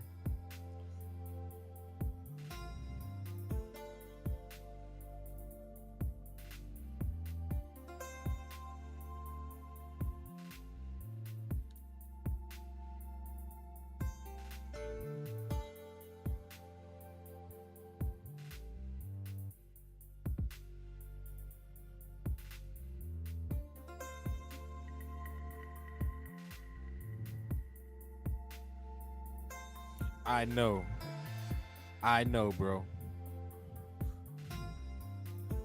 Yeah, I couldn't believe the video. Yeah, he does, man. He needs help.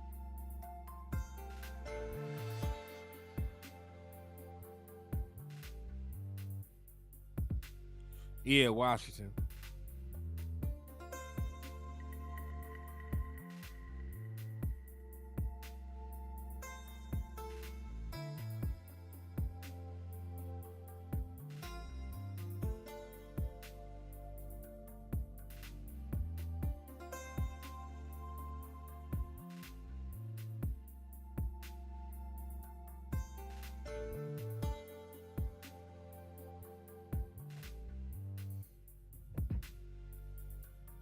Yeah, Washington. That's the boy named Washington.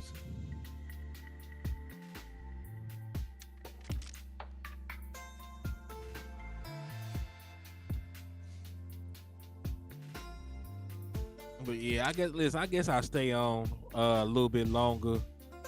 It's almost halftime on this game. I'm gonna just end the game out on halftime because I do want to see if 84 get another catch or another touchdown. This boy been going crazy.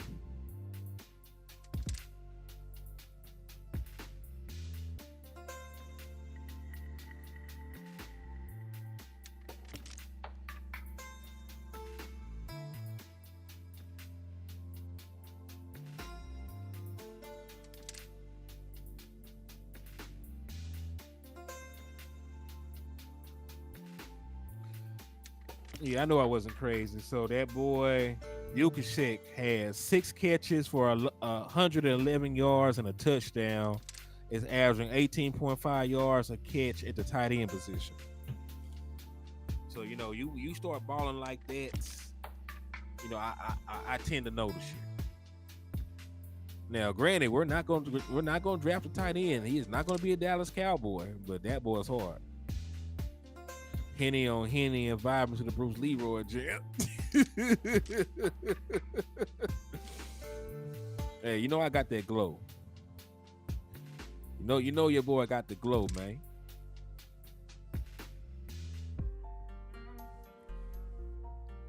Oh yeah, when somebody having a game like this, I just want to see how they finish it out.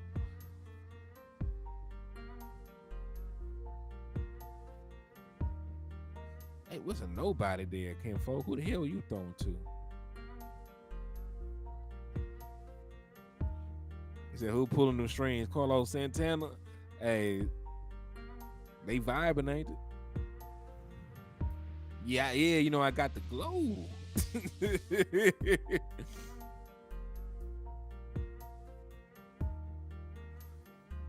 So you finna make me go watch. You finna make me go watch it.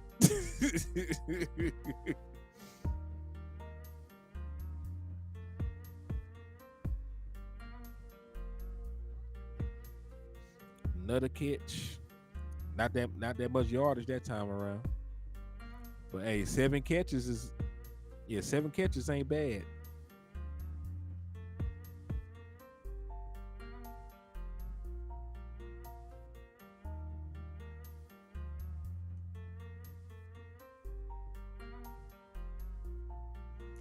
Now I wonder if they go for it.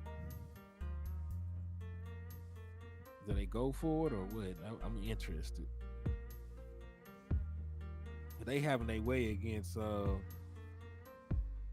they having their way against Hawaii anyway, so I wouldn't mind going for it. Just go for it.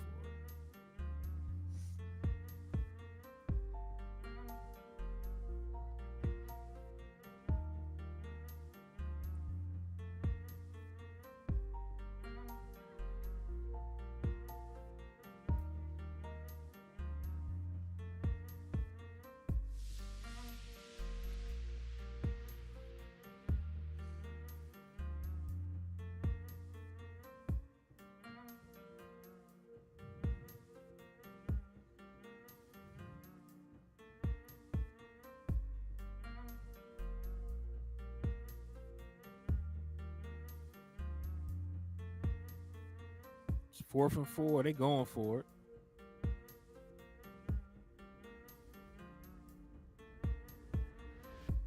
Are they really going for it, or are they just playing like they going for it?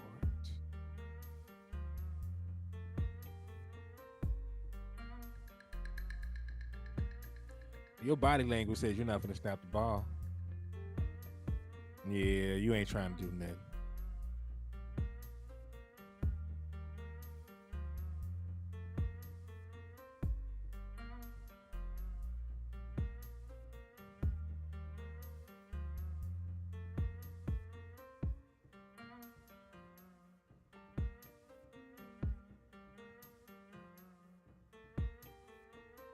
Man.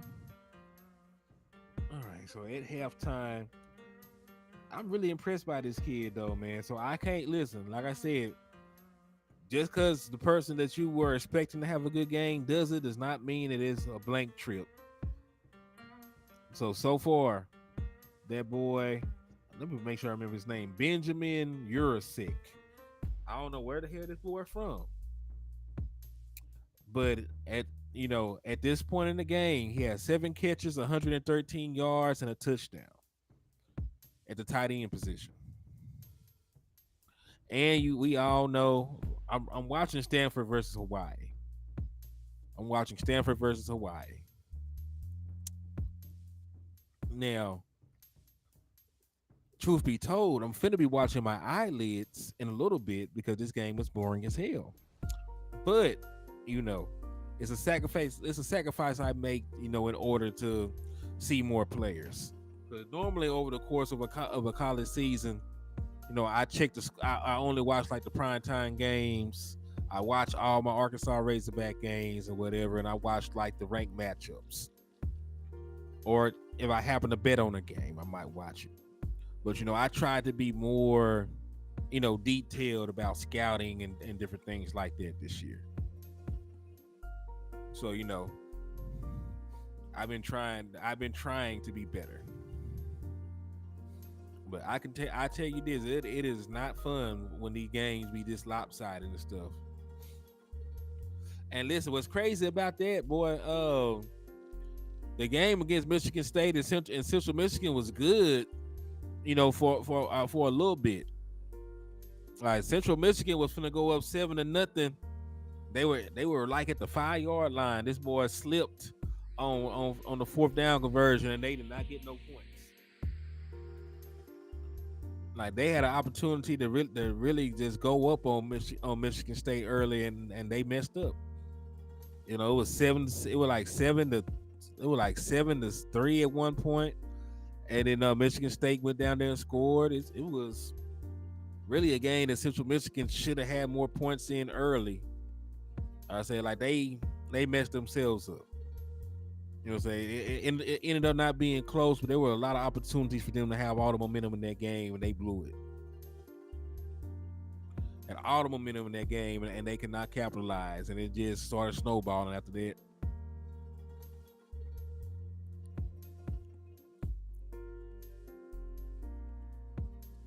And I don't know what it is, but once you let a team that already knows they're better start getting momentum, like you can't stop them after that.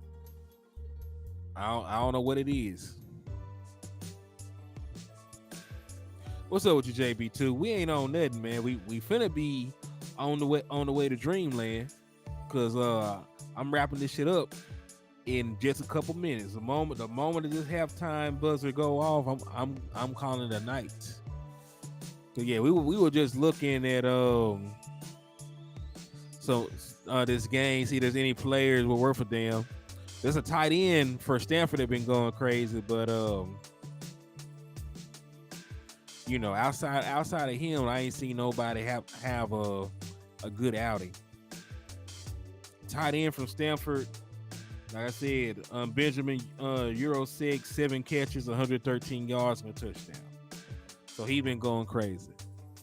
Yo, Tommy Montoya, thank you for spinning the block and coming back and showing love, my boy. Hey, appreciate you, JB too. We'll be live, man. We'll be live and have an actual Dallas Cowboys show tomorrow morning. Probably be tomorrow morning. That way I can drink my coffee, put a show together, and we can chop it up, about some X's and O's, man.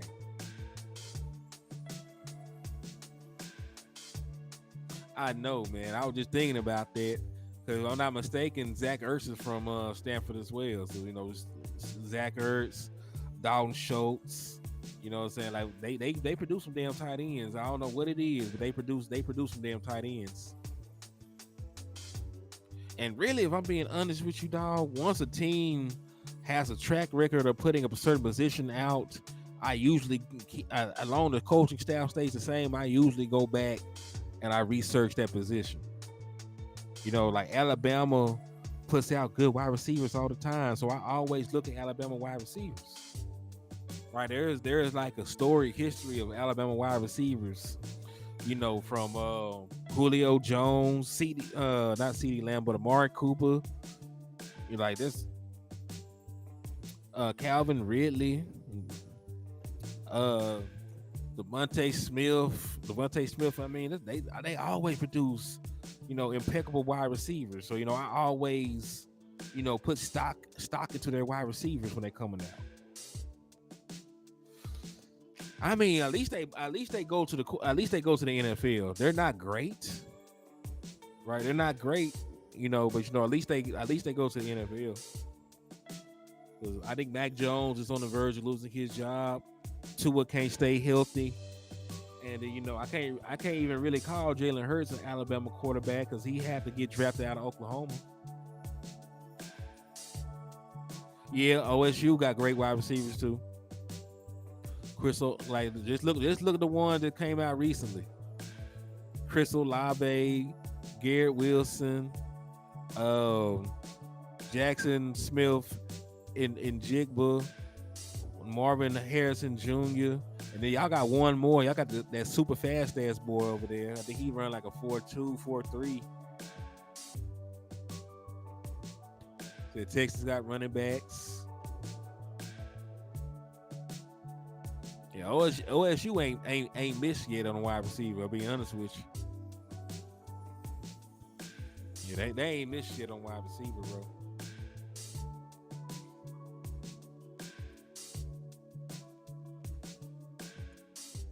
Thank you, Emeka Ibuka. Emeka Ibuka. Yeah, Wisconsin produced the shit out some linemen. They produced the shit out some linemen.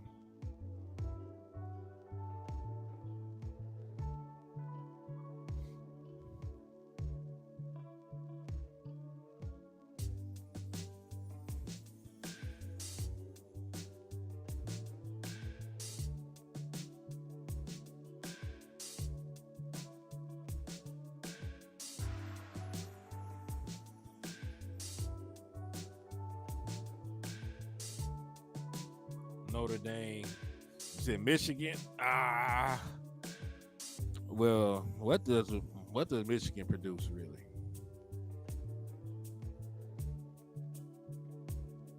What does Michigan really produce?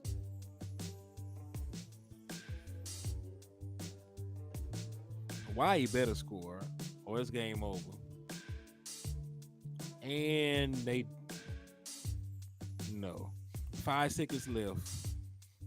5 seconds left, no timeouts. Looks like they're gonna kick the field goal.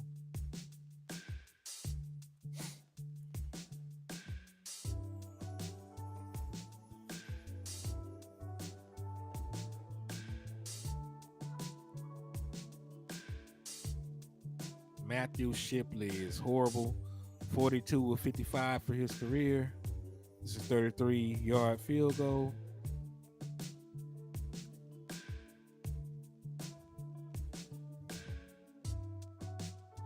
It's good. So at least Hawaii scored before half, 21-10. I might lay in bed and this is football. I might lay in bed and let it watch me or something. See, I like schooling in my eyes. I like them too. You know what I'm saying? They're Dallas Cowboys. I ain't got nothing against them. You know, I'm just trying to see, like what position. I'm just trying to see what position. That Michigan overtly produces. You got to remember Jordan Lewis is from Michigan as well. So we got 3 Michigan players on our team that are pretty damn good. Pretty well, we decent. Maybe defensive back, maybe. Possibly, maybe.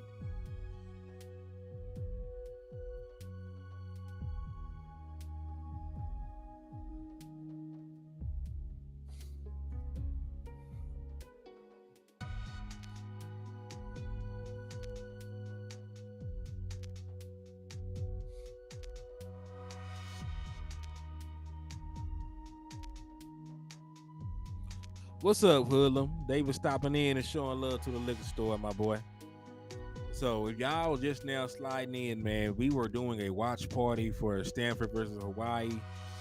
And listen, this game is sort of dry as hell. The bright spot, though, is that I found a tight end named Benjamin Urasif, who been going crazy over the course of the game. I think the boy got like 7 catches for 7 catches, 113 yards and a tutty. Texas A&M D line. I can see it.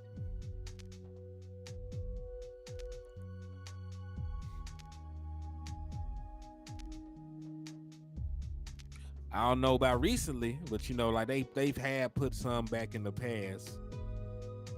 He said them damn Tylenol PMs had him knocked out. I might need to take me one. Shit.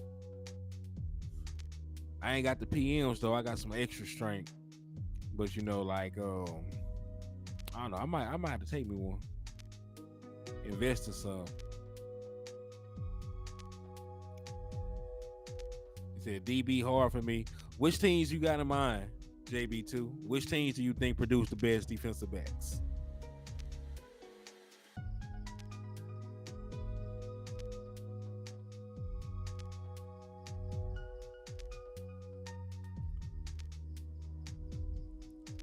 I would say Bama though. I say Bama producing pretty damn good defensive backs.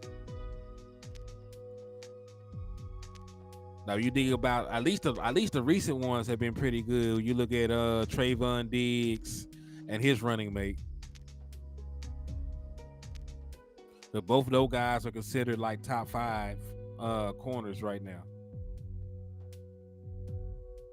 Boy, y'all crazy. He said I'm gonna take the blue pill. This ain't the y'all crazy. Florida State. I could see the he said the SEC and OSU period. Yeah. I can see that. I can see that.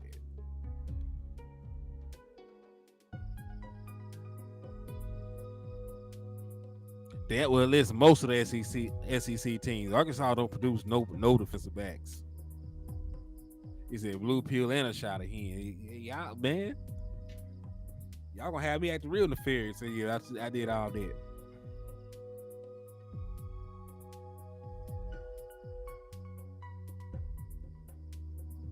He said Miami was DBU for a long ass time. It was.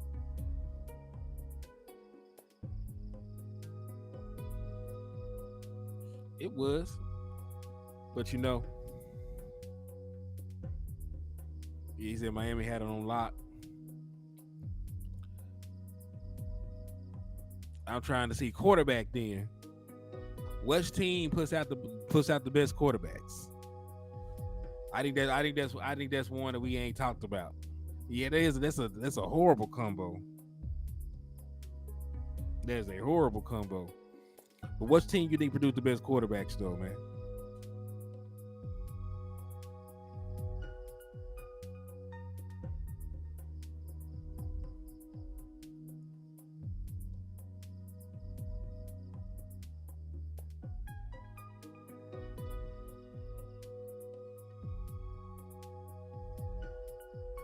He said Colorado got 20 Hall of Famers. Shit. So you think the Pac-12 produces? I just thought about something, man. I think the SEC has more starting quarterbacks in the league right now than anybody else. That sounds crazy as hell because the SEC is not really known for quarterback play, but I think we got the most. I think we got the most right now. I think we got the most right now.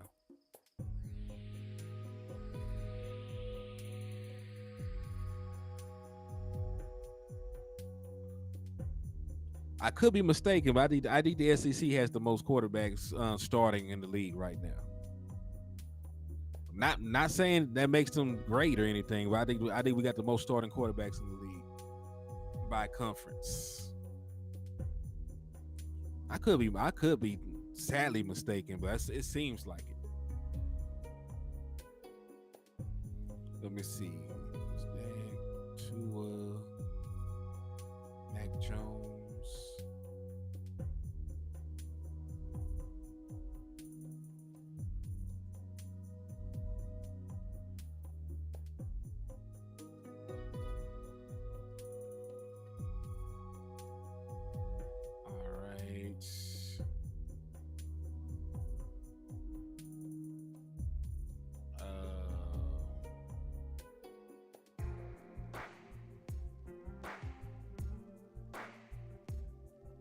I'm just going by the ones that are currently in the NFL starting. I'm trying to make a list. So, you know, these guys come from so many different random ass teams. Hey, I'm just really thinking right now, man. Because Dak Prescott played at Mississippi State, Tua, Bama, Mac Jones, Bama, Jalen Hurts started multiple years at Bama, Matthew Stafford, Georgia. I'm up to 5 right now. I'm trying to see. I feel like I'm missing a couple.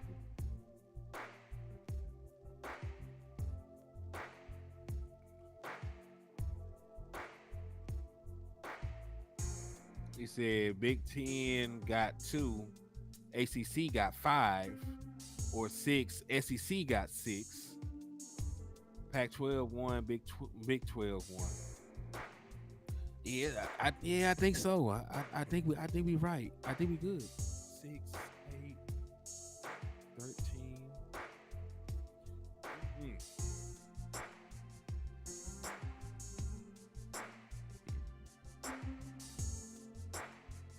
Cause I don't know where the hell Brock Purdy played at. Brock Purdy shouldn't even count. Yeah, we always had like the random quarterback that played at a super small school that made it somehow.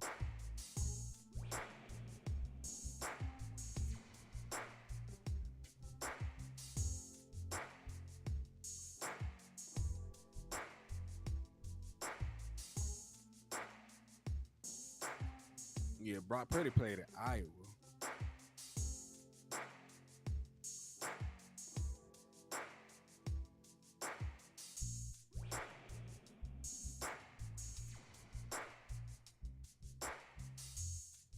They're like it's the Big Ten. This the Big Ten though. Yeah, that's Big 12. Okay. Thank you very much. Iowa State. All right. So who am I missing? Anthony Richardson. Thank you. Anthony Richardson.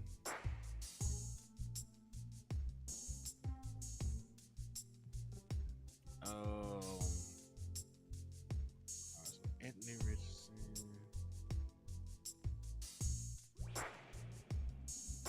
Yeah, Baker Mayfield went to Oklahoma.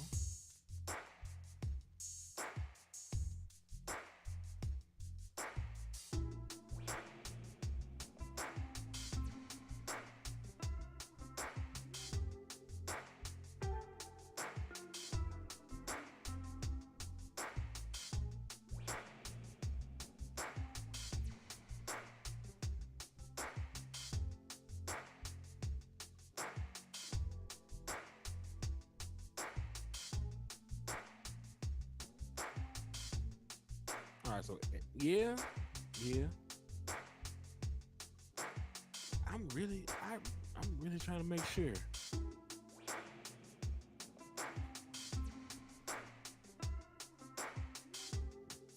Now, are you counting Hurts as Big 12 or you counting him as SEC since he started at Alabama? Because see, that's the trick one. Or are you just counting the person that got drafted out of which college they got drafted out of?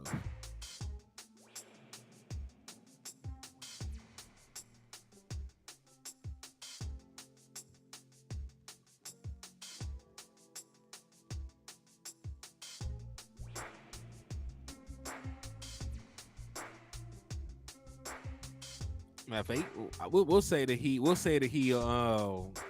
counted as Big 12. He did get drafted out of Oklahoma.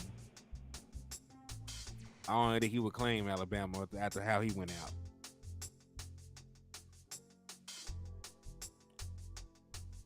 Yeah, you might as well because he didn't go out under the best circumstances over there.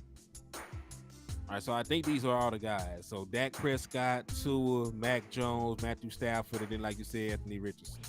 So I think it's 5. I think it's 5 SEC then. Yeah, he got benched in the SEC, so yeah, you about right. Let me see. Yeah, I don't think there's no random quarterback that played for Missouri or no shit. So I think that's everybody. I think that's everybody either way.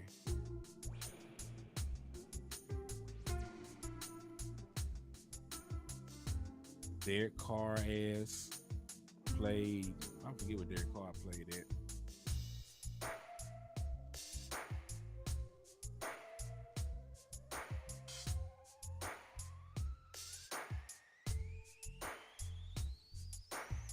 Yeah, Dak, Tua, Mac Jones, Matthew Stafford, Anthony Richardson. So that's 5. That's 5.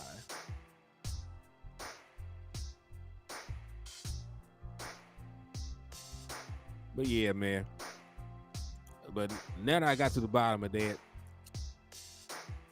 I'm gonna get at y'all though, man. But hey, it was pretty fun. He said Daniel Jones. You know what? Damn, I forgot about Bryce Young.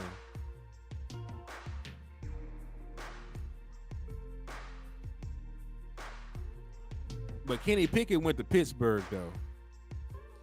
Pittsburgh ain't in the SEC. And I think Daniel Jones went to Duke.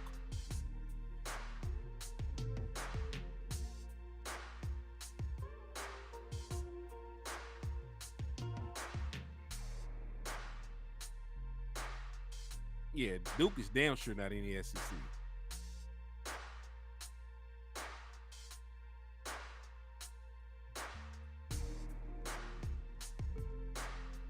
But yeah, you're right. Bryce Young makes 6. I forgot all about Bryce Young. Yeah, Pitt is ACC, and I think that Daniel Jones played at Duke. That shit makes it like I think Duke is some bullshit. Is a bullshit ass conference too. Yeah, Duke football. Yeah, they play the same conference as Clemson now.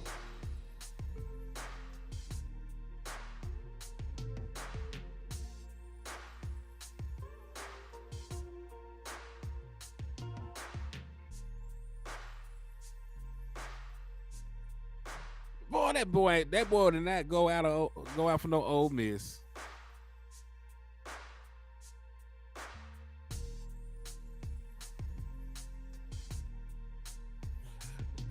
You play too much. Yeah, he got drafted out of Duke. I know he looked like Eli Manning, but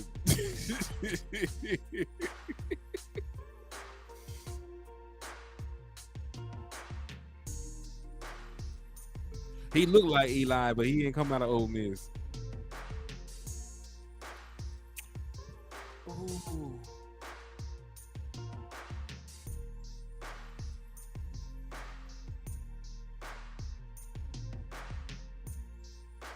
I just thought about it. There's not a starting quarterback from Tennessee in the league right now, is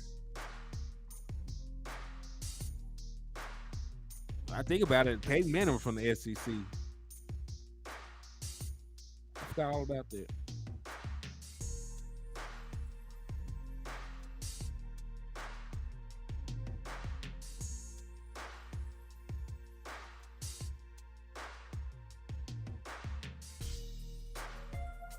Nah, you good, Choctaw. You Gucci, my boy. Nah, we ain't finna jump my boy Choctaw now. Not Mr. Montana. He got drafted. I forget where he went to.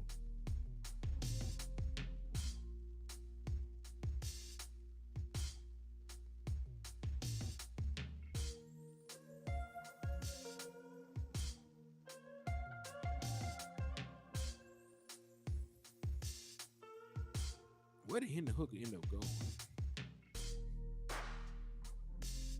The Lions. Yeah, he ended up going to the Lions.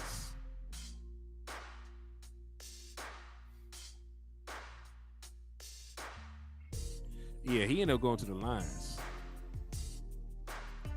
Yeah, Aaron Rodgers and Goff both from the Pac-12.